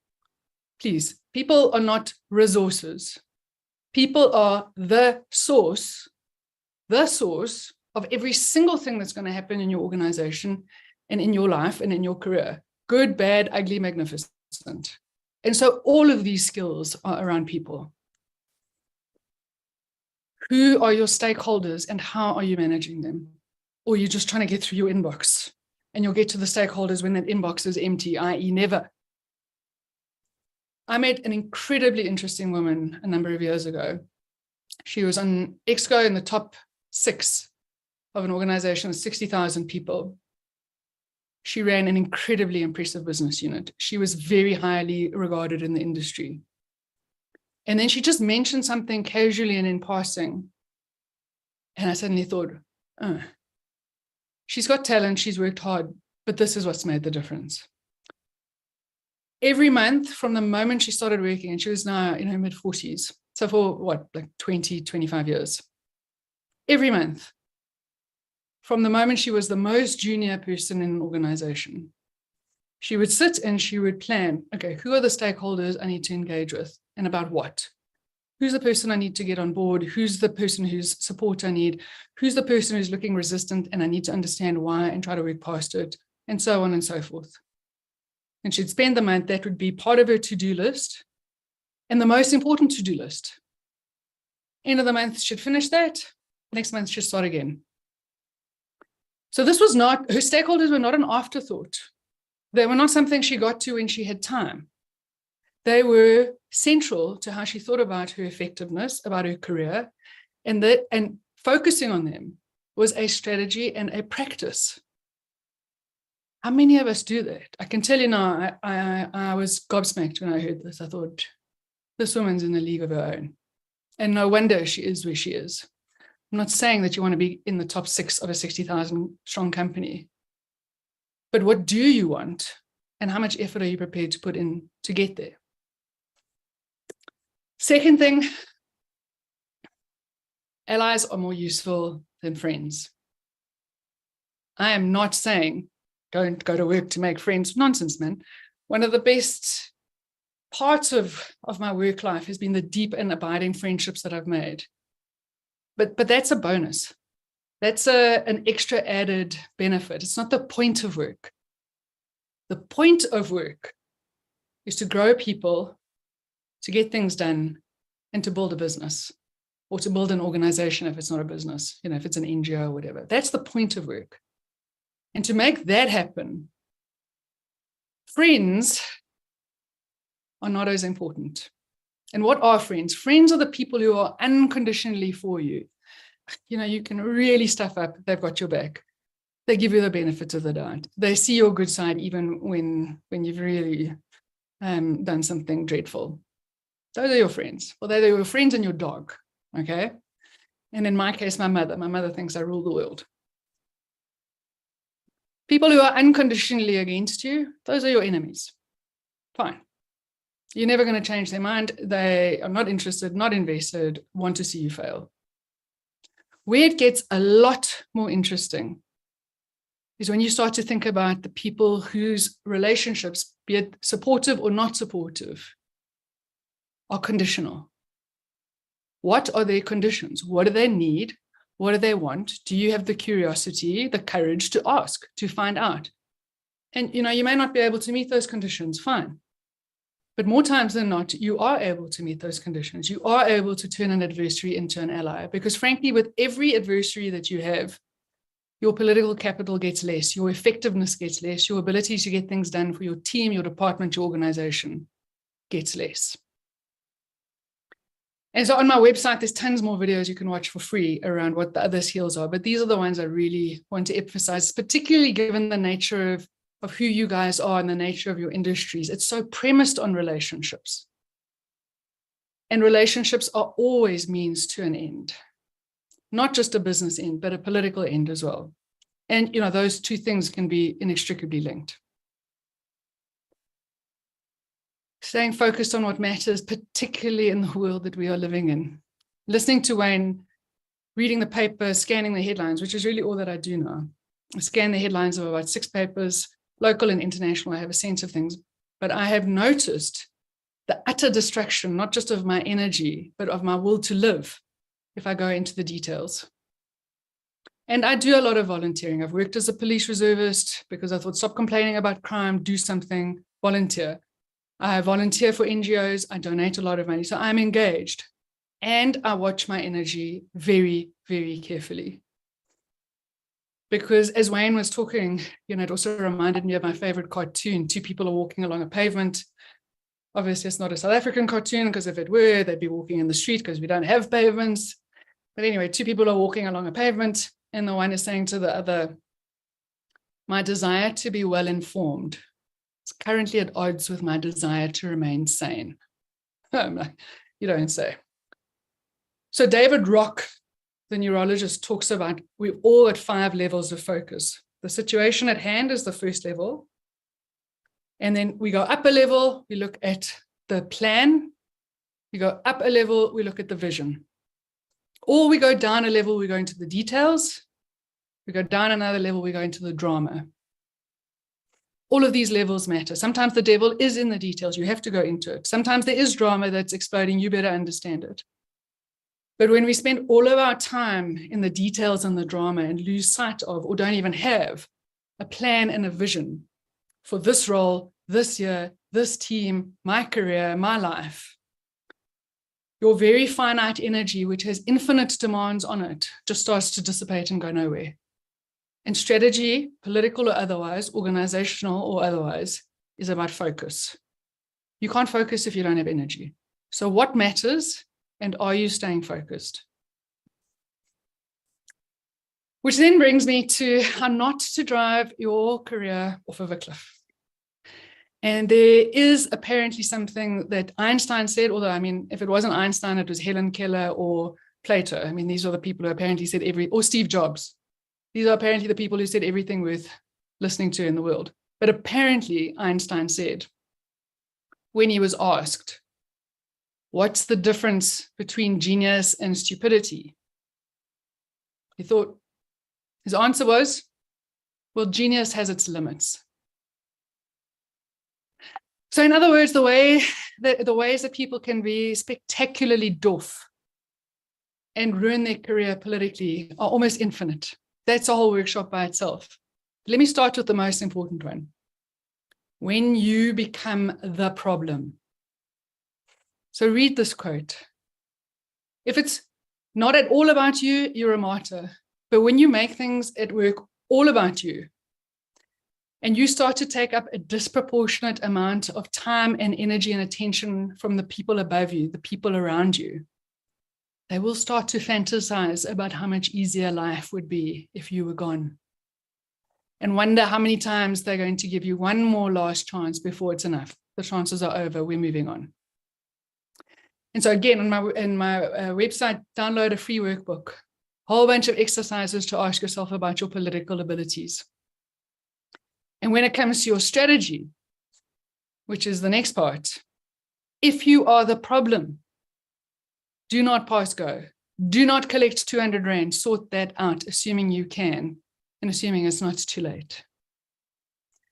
But for everyone else, man, the steps are the same as they are for any strategy. And, you know, strategy is one of those words that people use when they want to sound impressive, or they want to justify something very expensive, or they want to sound important. I'm going on a strategic retreat. This is a strategic project. Just sign off my budget. Fine.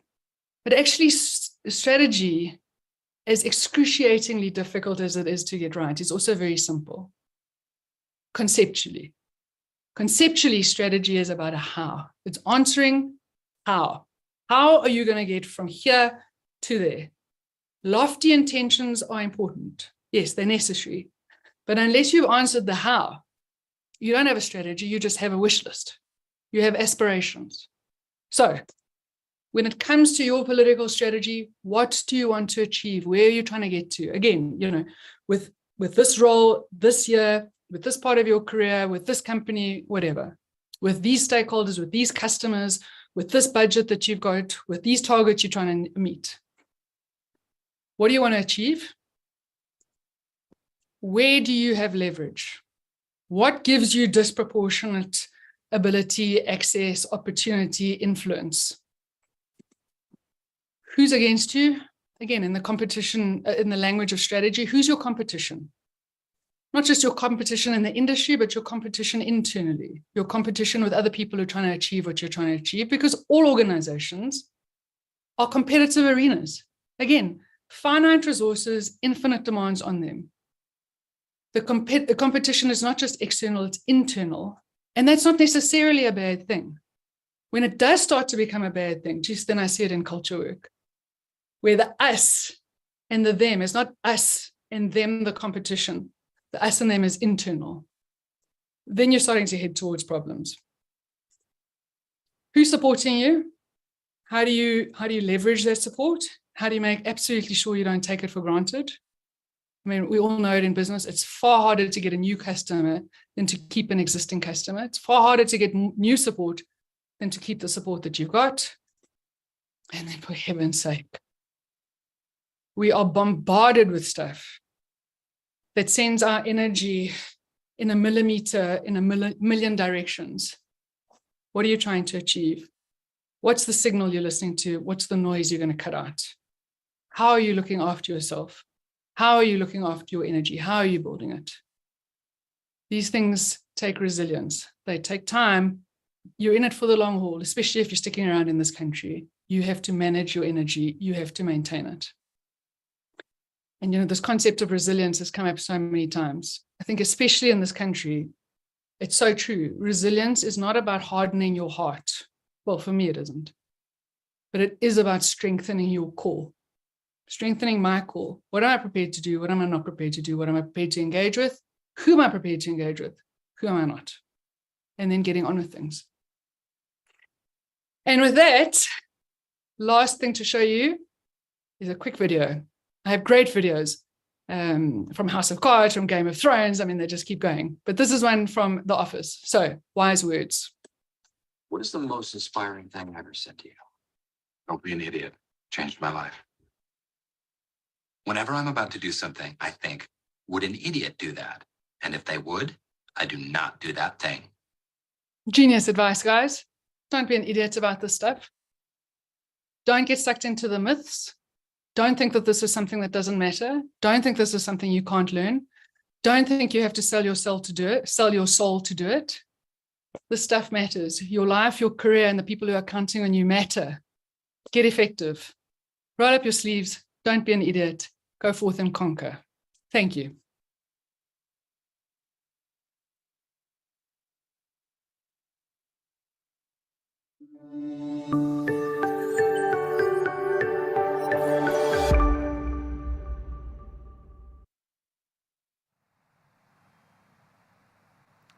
Thank you, Niven, for that incredible presentation. I am sure we all wish we could get you into a room and just feed off of your energy and your knowledge. I truly hope that Niven's presentation left everyone feeling empowered. Niven, if you don't mind, if you can just put into the comment box perhaps where we can buy your book, please. I am now going to go to our last speaker, Mr. Justice Malala. Justice is the author of the new book, The Plot to Save South Africa, the week Mandela averted civil war and forged a new nation. Published in Canada, the UK, the USA, and South Africa. He's an award-winning journalist, television host, political commentator, and newspaper columnist. Malala's work has been published internationally in the Financial Times, the Washington Post, the Guardian, Wall Street Journal, Times of London, and many others. Over to you, Justice.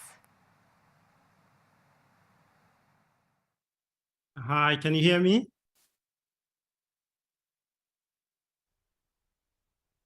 Yes. Oh, super. Good afternoon, everyone. Thank you so much for asking me to come and speak to you. It's a great pleasure for me to be here.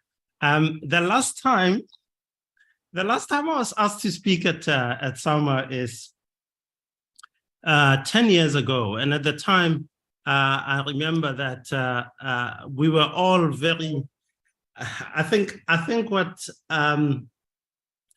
Niven's presentation did for me was to remind me just how politics is everywhere. And I remember at the time we had all kinds of fears and hopes and fears about what South Africa looked like. And so I went back to 10 years ago and I thought, what were we worried about? What was the big concern? And I couldn't help but remind myself of what it was that we were thinking about then, what political risks look like, and the fact that so many of us at that time were sitting in our homes, sitting in our offices and thinking, oh, look at the rand and what it's doing. This is the end of it. The risk is too high. And how we're going to navigate the next 10 years and so forth. So here we are 10 years later, and we have other big challenges.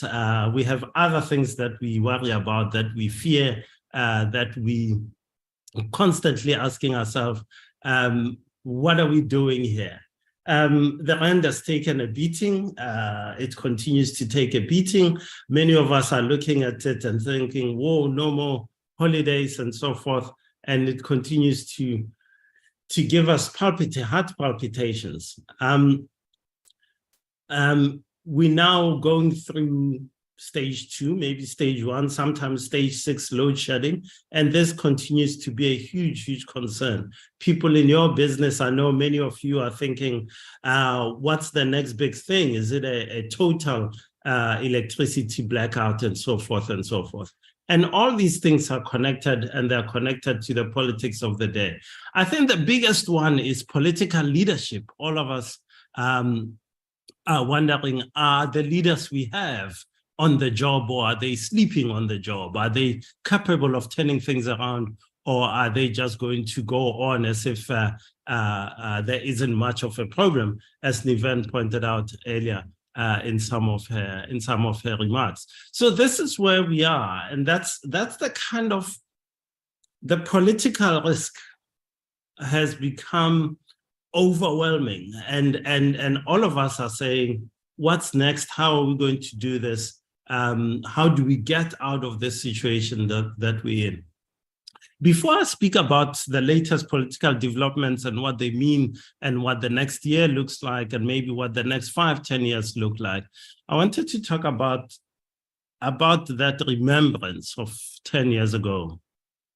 I think many of us in South Africa look at where we are today and say, jeepers, man, this is, how do we get out of this and so forth? But I just wanted to remind people that we've been here before, and we've gone through times when we thought, this is ridiculous. We can't get out of this. It's too hard. It's too challenging. I've just brought out the book, and thank you for mentioning it in my introduction. It's a book called The Plot to Save South Africa. It came out 3 months ago. But I wanted to tell you about it just a little bit because it's a book about political risk. It's a book about what happened in 1993. In 1993 was a time when politics mattered probably more than many of us imagine it did. In 1993, you'd be driving into work, whether you're driving into Joburg or Benoni or Cape Town. On the radio, all the news bulletins would be about the number of people killed in political violence the night before. And when you're driving home in the afternoon or going home in the afternoon, it would be all about people killed in political violence during the day. In just 1993, in the years between 1990 and 1994, an average of 4,000 people a year were being killed in political violence alone, not just crime as we have today, but political, directly related to politics, was taking 4,000 lives a year. In those 14 years, just over 15 million people died in political violence. So the politics was front and center as a risk in South Africa for people like yourself sitting in your offices thinking about the year ahead and how it pans out. In 1993, all you were thinking was the politics, and Nelson Mandela and F.W. de Klerk, and whether they could turn things around in South Africa and put us on a different path. So one of the things that I look at, and the key thing I look at in the book, is the role of leadership in politics and bringing about political situations. I look particularly at the week of 10 April 1993, the most popular leader in South Africa after Nelson Mandela was a man called Chris Hani. Chris Hani was the leader of the SACP, Umkhonto weSizwe, the ANC's army, and he sat on the ANC's National Executive Committee and was a leader of Umkhonto weSizwe as well. He was hugely popular, particularly among young people. On that weekend, a right-winger followed him to his home and shot and killed him, shot him 4 times and killed him in front of his 13-year-old daughter. The killers of Chris Hani wanted to achieve one thing and one thing only. It was that there would be so much anger at his murder that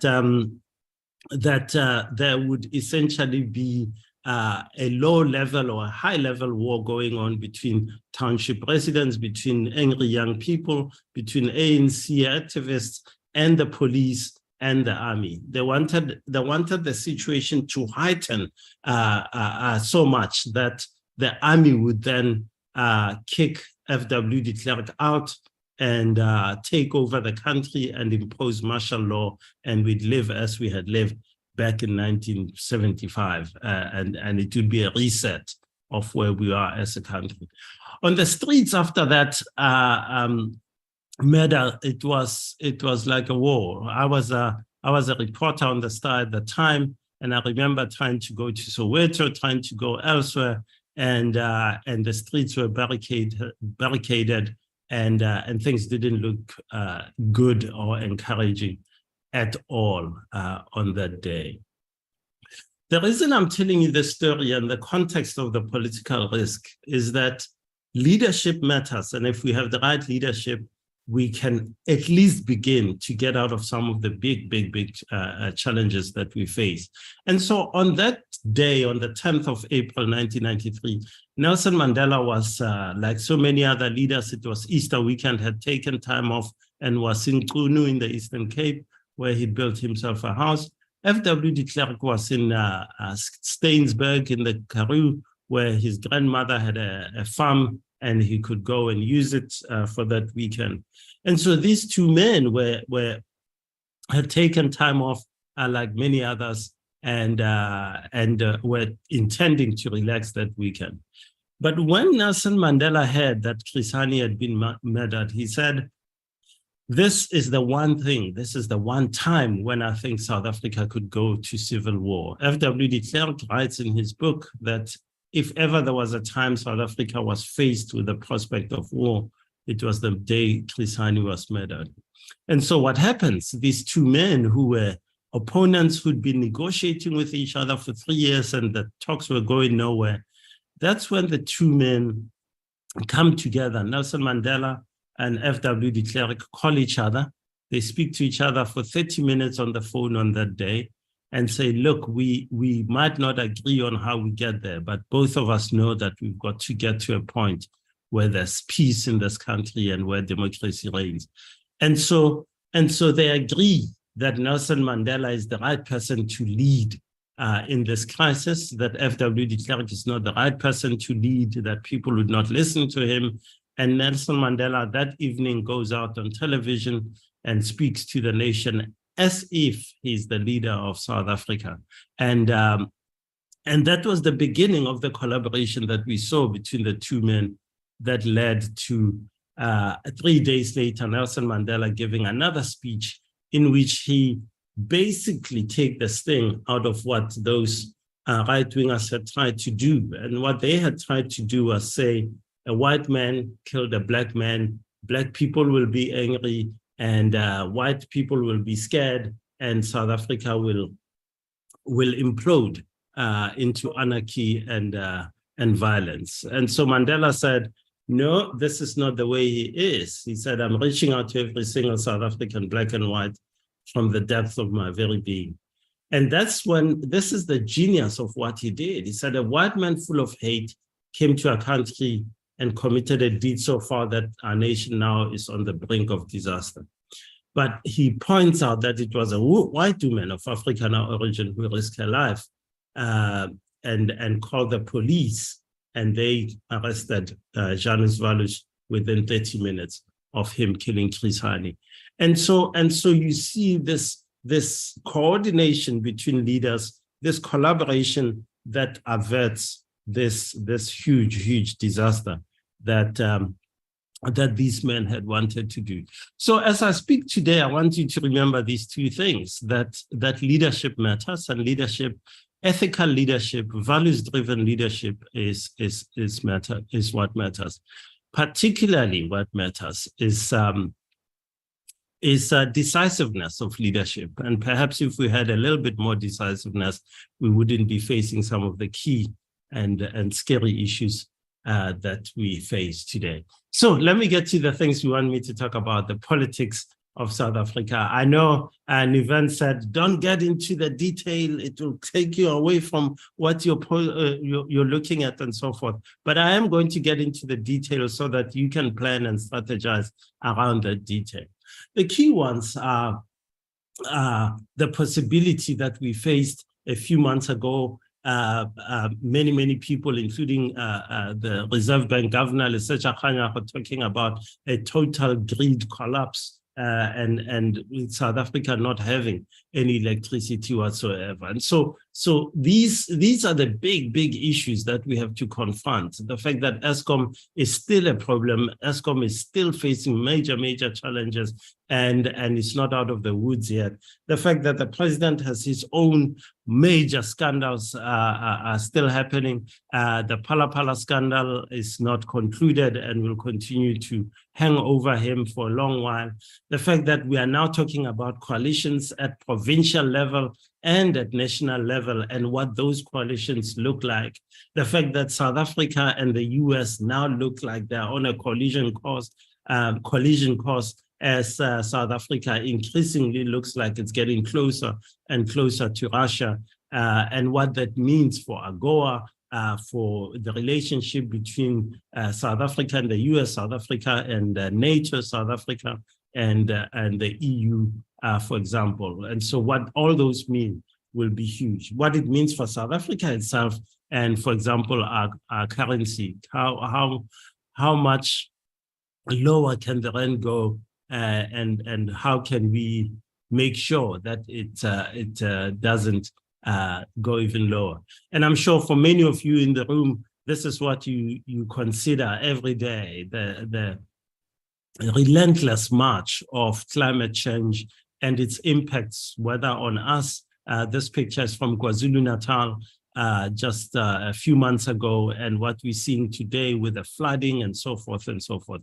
These are major problems that we now have to confront. And I know that some of these issues are unpleasant, are tough, but we have to confront them and talk about them because they lead to a crisis in confidence in our country. Consumers, and you've seen the numbers that continue to come out, consumer confidence has been totally obliterated. We need to get that up. I think as a country, we are in a long-standing crisis of confidence in the business community. We haven't had confidence so low since the apartheid days in the mid-1985, and that's when we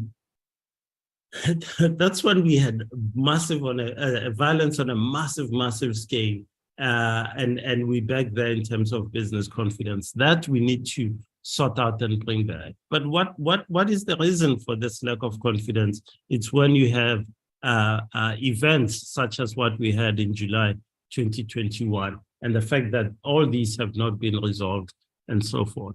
And so we have all these issues that we face. We have the grey listing issue, we have leadership and policy uncertainty, we have the pandemic and the corruption around that, collapsing infrastructure that many people talk about. And the key thing, again, is whether we have the leadership to confront these and so forth.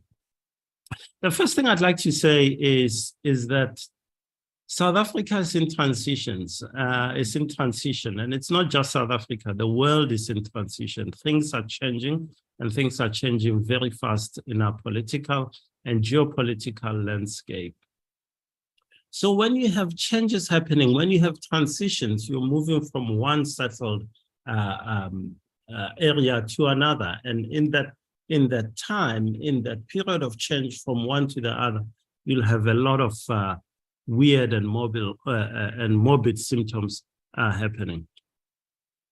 The first transition is one that's happening inside the ANC. The ANC is wondering, what did we do with this constitution? It's a liberal constitution that allows free journalism, that allows all kinds of things. And many people are beginning to say, oh, do we want to do that? If you think about the Jacob Zuma era from 2009 to 2018, it was all about, no, forget about the constitution and monopoly domination of power. So the ANC philosophically is battling with the fact that we have this constitution. And that's why you see the beating up of, in essence, of people like the judiciary, the Chief Justice Raymond Zondo, and so many others. There's a big battle about what is the meaning of who we are and where we are. Should we be changing and exercising power in different ways? The second one, the second transition, is outside of the ANC. It's in our society. For many years, since the 1990s, if you, for example, took what Niven was talking about, the fact that in the 1990s, the ANC was so completely and totally dominant to the fact that today the ANC is being spoken about as being potentially a party that may get below 50% at national level and below 50% certainly in a province like Gauteng and maybe others. That means that in society, all of us are considering, what does the future look like when the ANC is not in power? If the DA is thinking about the future, then it starts saying, oh, I can see myself in there. Julius Malema was on the front of the Sunday Times a week ago talking about, I'm ready to be president. So it's a time of deep contestation. And that is why you have political noise, you have all kinds of noise, ratcheting up, going up, because we are in transition. The days of certainty, the 30 years of ANC hegemony are now threatened, and a new future beckons. And so in this transition between that certainty of the ANC in power to the uncertainty of a new leadership, a government led by a different party or coalition of parties, there will be an unsettled time.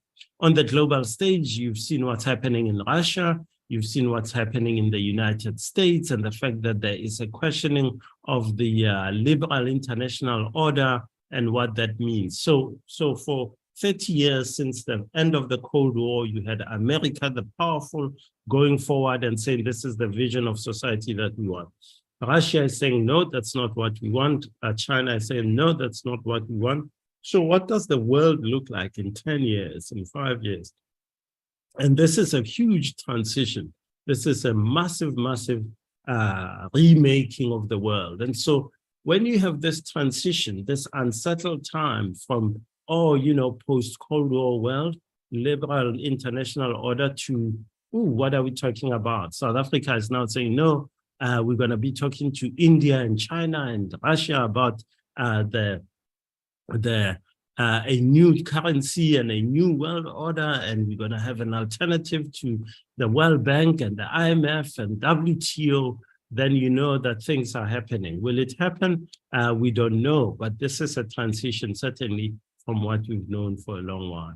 So essentially, what we have and what we're going to continue to have is a time of instability, and that instability comes from the fact that there is a transition happening at the local level, at the South Africa level, inside the ANC itself, and at the global level. And I think for people like you in the room, people like all of us who think about what happens in the future, this is what it means. It's put on your seatbelt. Now, one might say, oh, this is hard, this is terrible, Justice, you're giving us a message that's not so great. Well, my response is always that, the times are what they are. I can't change what it was like in 1993 or what it was like during the Zuma years or what it's like today. I can't choose the times I live in. And I think for people like yourselves in the room, it's how do we respond? And that's by writing a new business that deals with some of these challenges that we face. I think the key thing here is to be prepared and prepared for what comes next. The Scandinavians say there's nothing like bad weather, only bad clothes, and I totally agree. This is all about being prepared for what comes next, and part of it is knowing and trying to work out what comes next. If you know all that, then there's opportunity out there, and I think many of us can take advantage of that opportunity.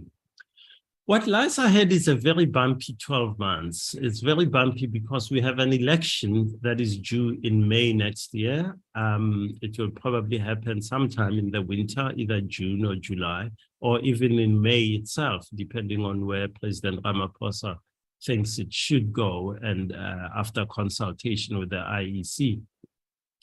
In an election year, politicians say all kinds of things. So the political noise is going to just increase and continue to increase. So that's the first thing. You have to be prepared to listen to all kinds of people who want your vote, banging on, saying all kinds of things, many of it that will be populist, many of it is not serious policy. It's just political noise because they want you to see them, they want you to hear them, they want you to give them that vote that they so desperately want every 5 years. So the next year is really election year, and much of it is not meaningful in policy terms, although there will be some things that come of that. The main trend of the next year is pretty straightforward. The ANC has been loved, has been given power and votes because it's the party of liberation. It became identified as the party of liberation. If you think about AZAPO or the PAC in the 1970s and 1980s, they were well known. In 1994, they were expected to do well. But both parties only got about 1% of the vote in 1994. And the ANC projected itself very powerfully as the leader of society, as the leader of South Africa. And so the ANC has for 29 years enjoyed the status of being the party of liberation. And it has been at the heart and center of our politics, partly because of that. Most liberation movements lose power after 30 years. Most liberation movements which actually won those first elections continue for 30 years and then have to do some kind of deal. The ANC is reaching 29 years in power this year, 30 years in power next year. And it has reached that point where certainly in key urban areas like city of Johannesburg, in Gauteng province, it will without doubt begin to lose, in fact, will lose its majority. The ANC went from a majority of 69% in 2004 to 62% in 2014. It was at 57% in 2018 and will continue its decline, which was 48% in 2021 in the local elections. And we're looking at the ANC being in a different place this time. The biggest draw card for the ANC over the past 5 years has been Cyril Ramaphosa. He is someone who is loved by business. He's someone who was seen as the person who would clean up the party. He's seen as someone who the ANC could rely on to call on its old supporters to say, look, this is how we are going to do things now. Well, the ANC doesn't look too good. Ramaphosa doesn't look too good because of the scandals around him and the fact that the Phala scandal continues to be a danger to him, and he might not even be around to campaign for the ANC next year, depending on what many investigations around this issue are. At the moment, he's won some of them, but it's by no means over. So with Cyril Ramaphosa wounded, what does the landscape look like? Ipsos Machina says it looks like the ANC will do around 42%. ANC internal polling says the ANC, as of June last year, would do around 38%. The National Research Foundation, led by Dr. Franz Cronje, says depending on turnout, the ANC could do between 46 and 52%. But whichever way you look at it, the ANC is somewhere around 50%.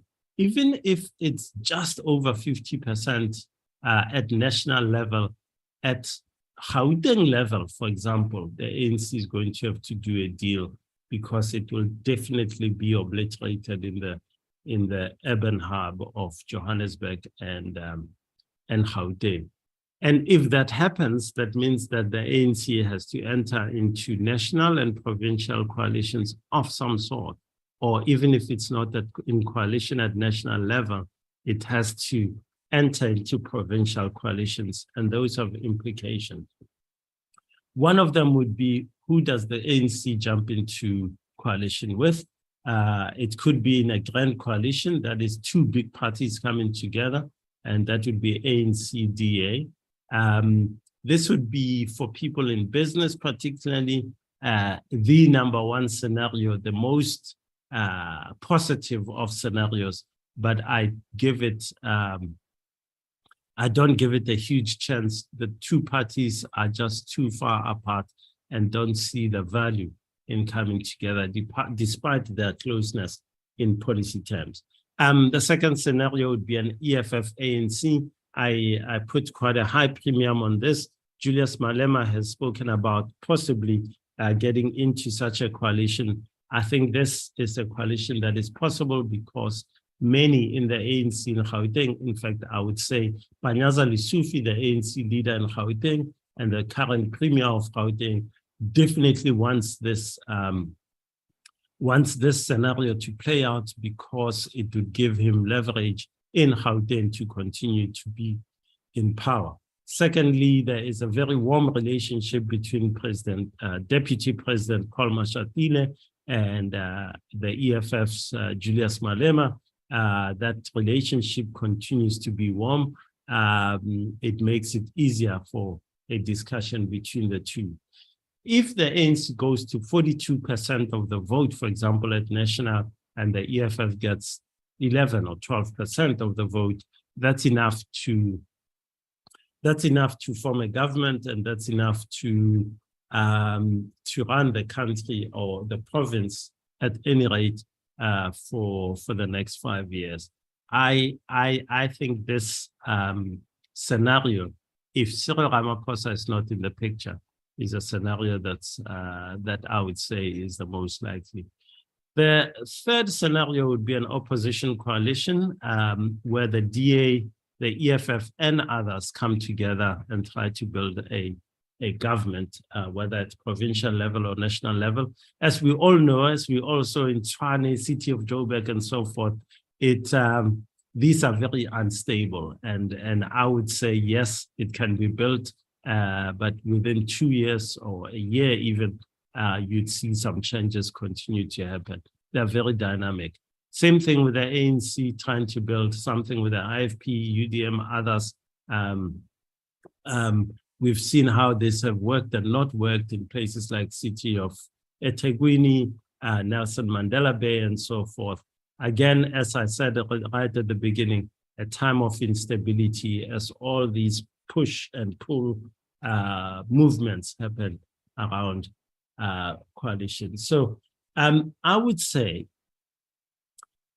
we have not just the next year, we have 6 years as these coalitions at whatever level try to settle down, that we will have some instability. We will have coalition governments being formed and coalition governments collapsing.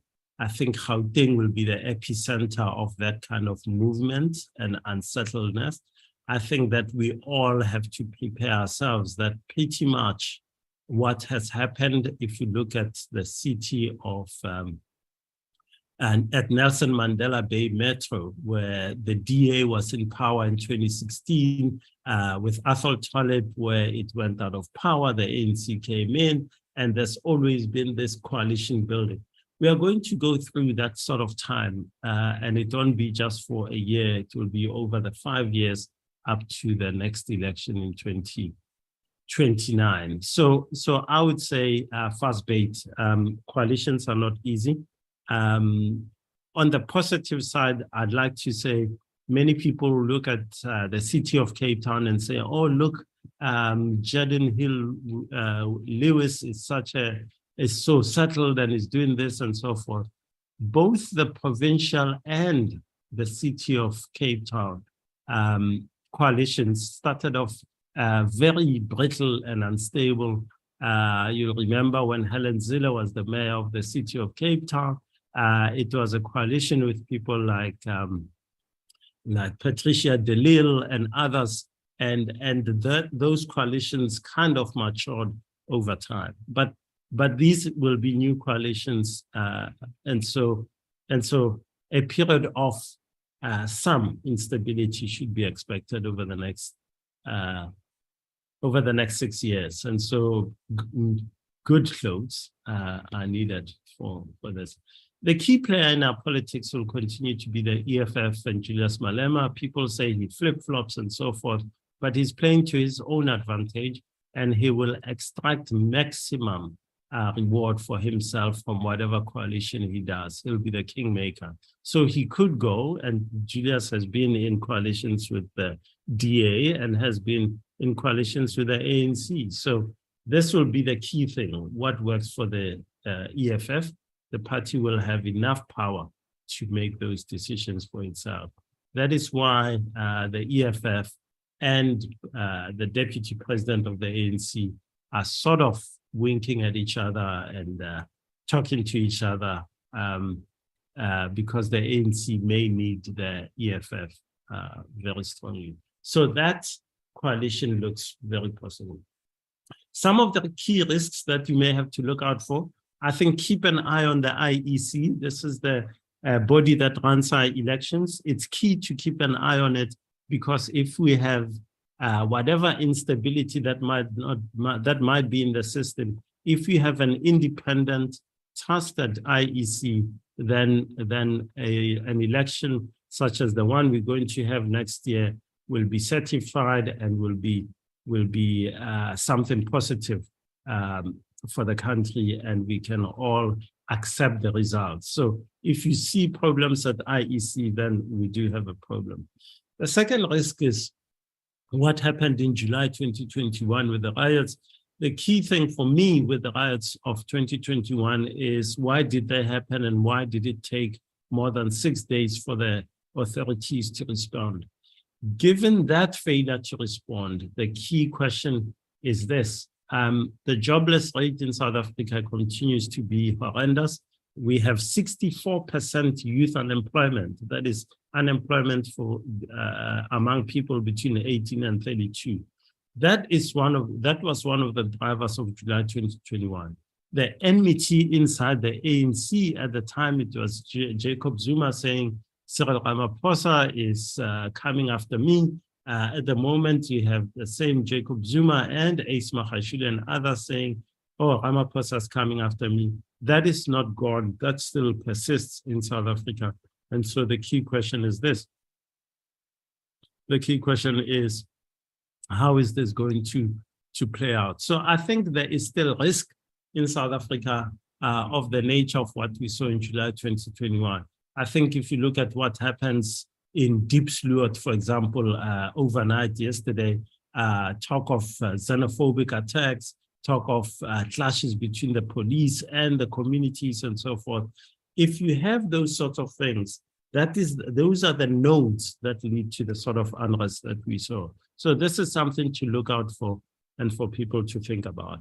I think the possibility of a grid collapse is receding given the performance of ESCOM lately, but it's not something that's totally out. I think that we can take solace from the fact that some of the clean renewable energy that's been talked about, planned about, implemented is beginning to come on stream. I think that there is some focus at ESCOM about how we get through the winter. But electricity and energy uncertainty continues to be a major issue. Even if we don't have a grid collapse, we do have the fact that many people are asking, is it worth investing in South Africa if they can't guarantee power? And so this is something that remains a strong issue. Another risk is trust in institutions. Our people don't trust politicians, don't trust the ruling party. In 2006, 62% of South Africans trusted the ANC. 15 years later, it's basically collapsed to just the mid-20s. Again, if people don't trust the institutions, what do? They try to find alternatives to that. And so the key question for South Africa is, how do we get trust back up in these institutions? And that is a political question. The biggest impact of the lack of trust in institutions will be on turnout for the election next year. If you go back to 2021, 40 million people were eligible to vote, only 26 million registered, only 13 million of those who are eligible to vote basically didn't register. Out of the entire 26 million who registered, 14 million didn't actually turn up. So only 12 million out of a possible 40 million actually voted. And you have to ask yourself, where are the people to exercise their vote on the most important day of their 5 years of activism? And so this is something that I believe is a risk. Phala Phala is not gone. I believe that today, and I haven't looked at what's been happening, there's another report into Phala Phala. So President Ramaphosa remains in jeopardy despite winning some of his court challenges and so forth and so forth. The Phala Phala saga will continue to be an issue into the next year. On policy, what are the things that are worrisome? South Africa's relationship with Russia is going to be a major issue. Policy around water and the recent talk of racialization of water provision and water access is going to be a major issue. All of you in the room, NHI, a new bill has gone through the NCOP and the National Assembly. This is something I'll discuss in a little bit. BBEE will continue to be a major policy issue. In an election year like this one, it will be even more so. Expropriation without compensation, I think, is an issue that keeps on cropping up again and again.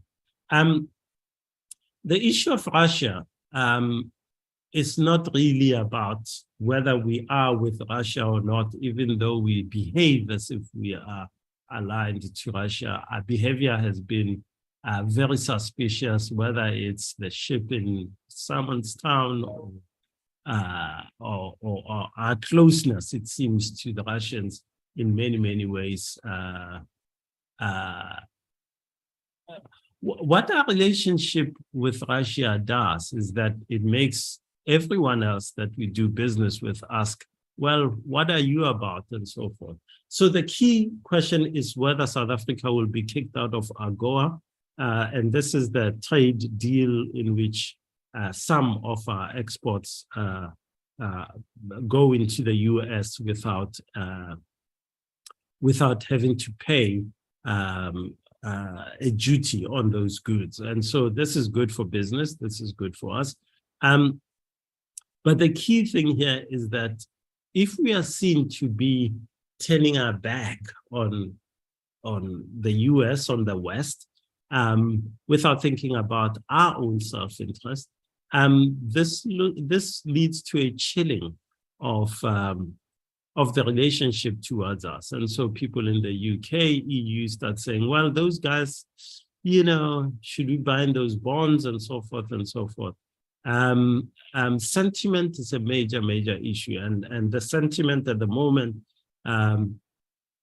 Niven spoke earlier about, you know, talking to people about load shedding and people thinking, what are you on about? Well, people are going to start saying, what are you on about, you South Africa and your relationship with Russia and so forth and so forth. So the sentiment around that will be damaging. The rand could continue to weaken and become more volatile if we don't settle this relationship properly. So I, in a straight manner, I don't think the US is going to impose sanctions on South Africa. I don't think that we will be kicked out of AGOA for our relationship with Russia. I think what it does is that it makes the word and the sentiment around South Africa murky, and that has an impact. So since we started flirting with Russia in February last year, you've seen the direction of the rand, you've seen sentiment about South Africa.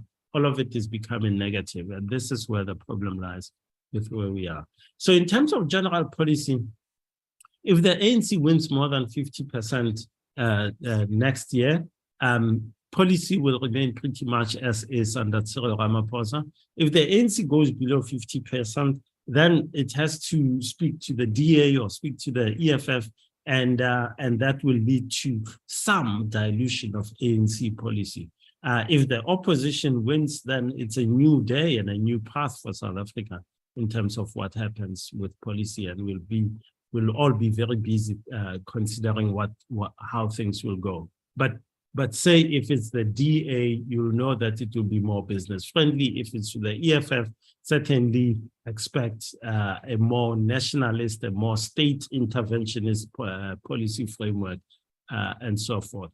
But my view is that the ANC will remain at the center of policy making, even if it has to make concessions to an EFF or to a DA or to any other partner. The ANC will be central to all that. If the ANC is central to all that, what happens with policy if the ANC has to make some concessions? On land, Paul Mashatile has said, we don't have to have expropriation without compensation. We already have an expropriation bill. We can do all those things and so forth.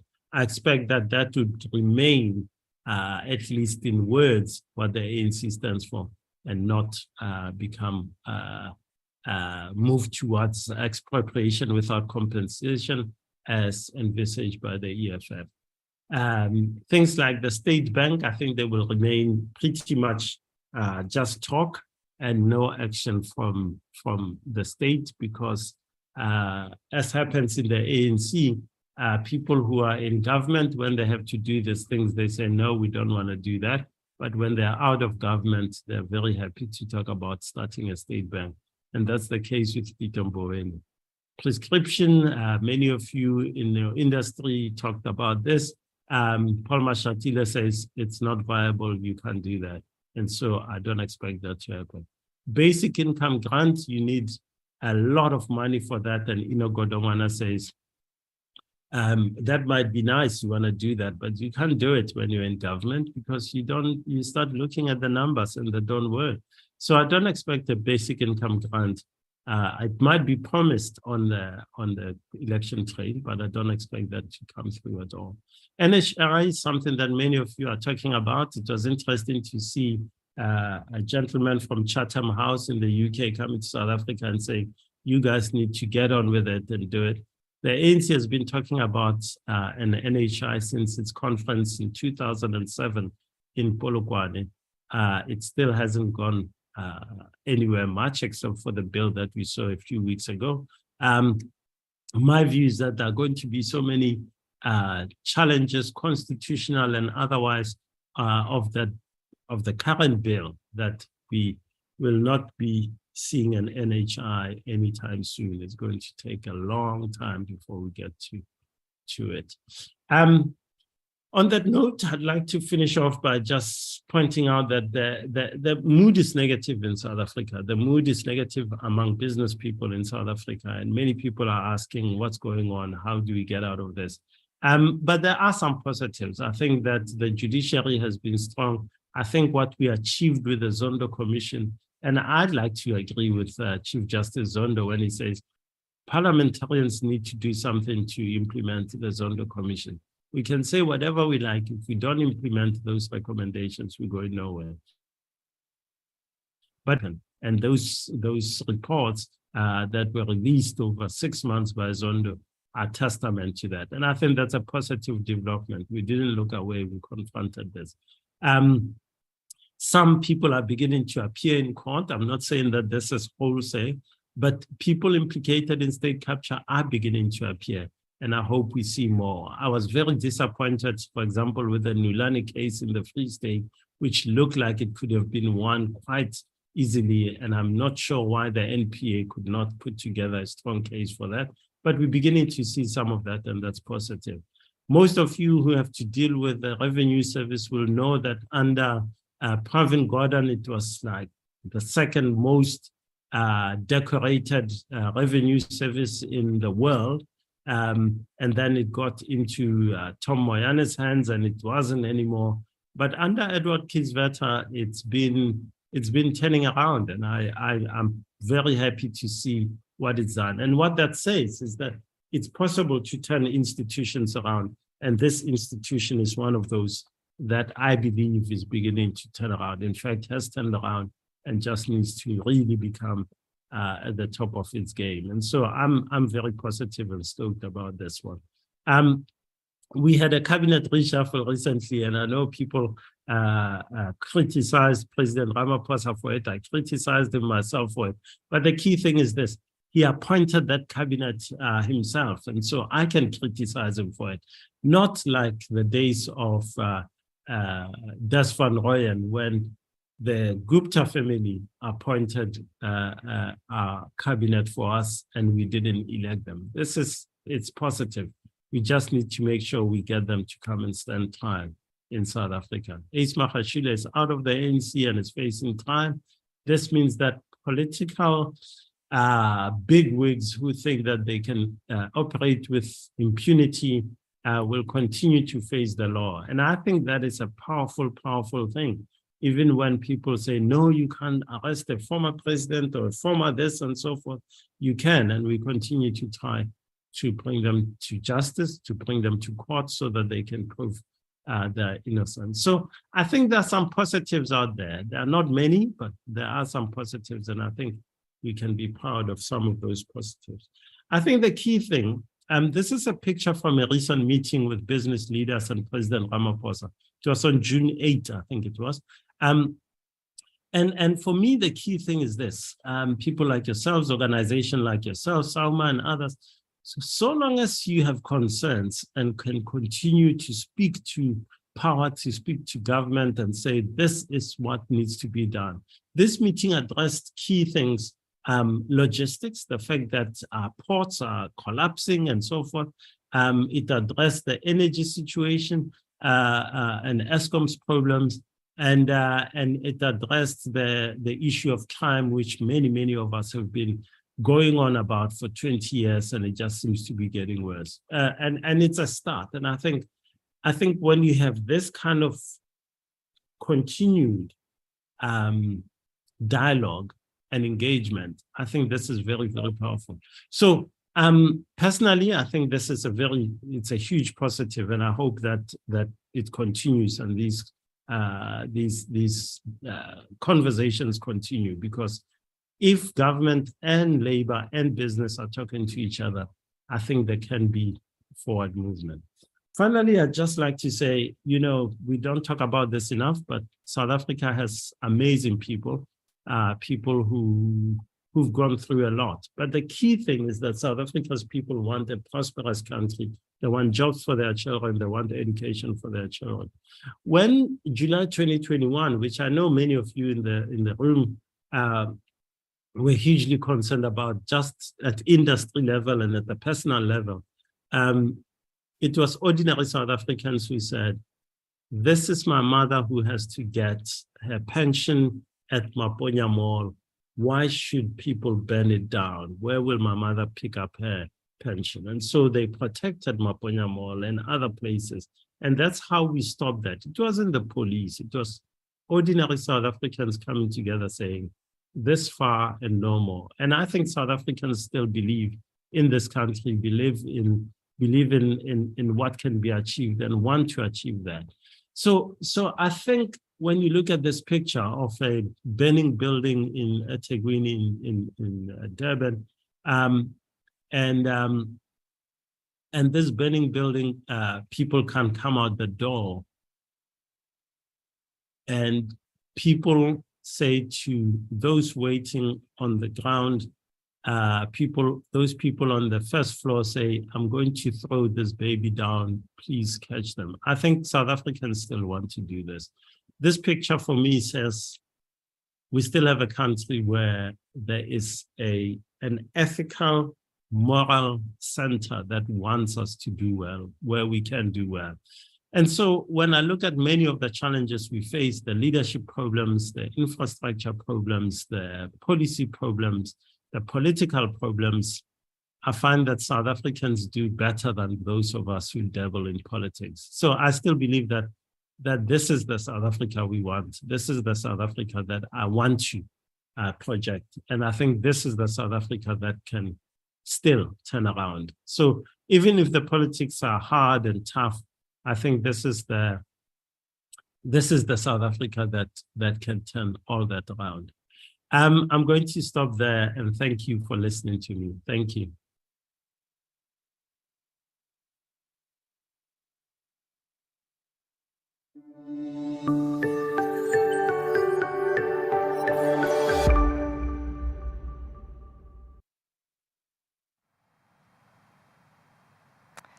Thank you, Justice. I always love listening to you and looking forward to seeing which one of your scenarios play out in the next elections. Before we conclude this session, we have 2 pizza experience boxes to give away, compliments of Fulcrum. So congratulations to Betsy Dames and Romano Naidu. You are our winners. We will be in contact with you guys. Just once again, thank you to all of our speakers today. Thank you for sharing your insight, your knowledge, and your time. Then, folks, that concludes the SAUMA conference for 2023. I hope today you were enlightened, encouraged, and inspired. Thank you once again for all our attendees. Have a wonderful Friday afternoon. Goodbye.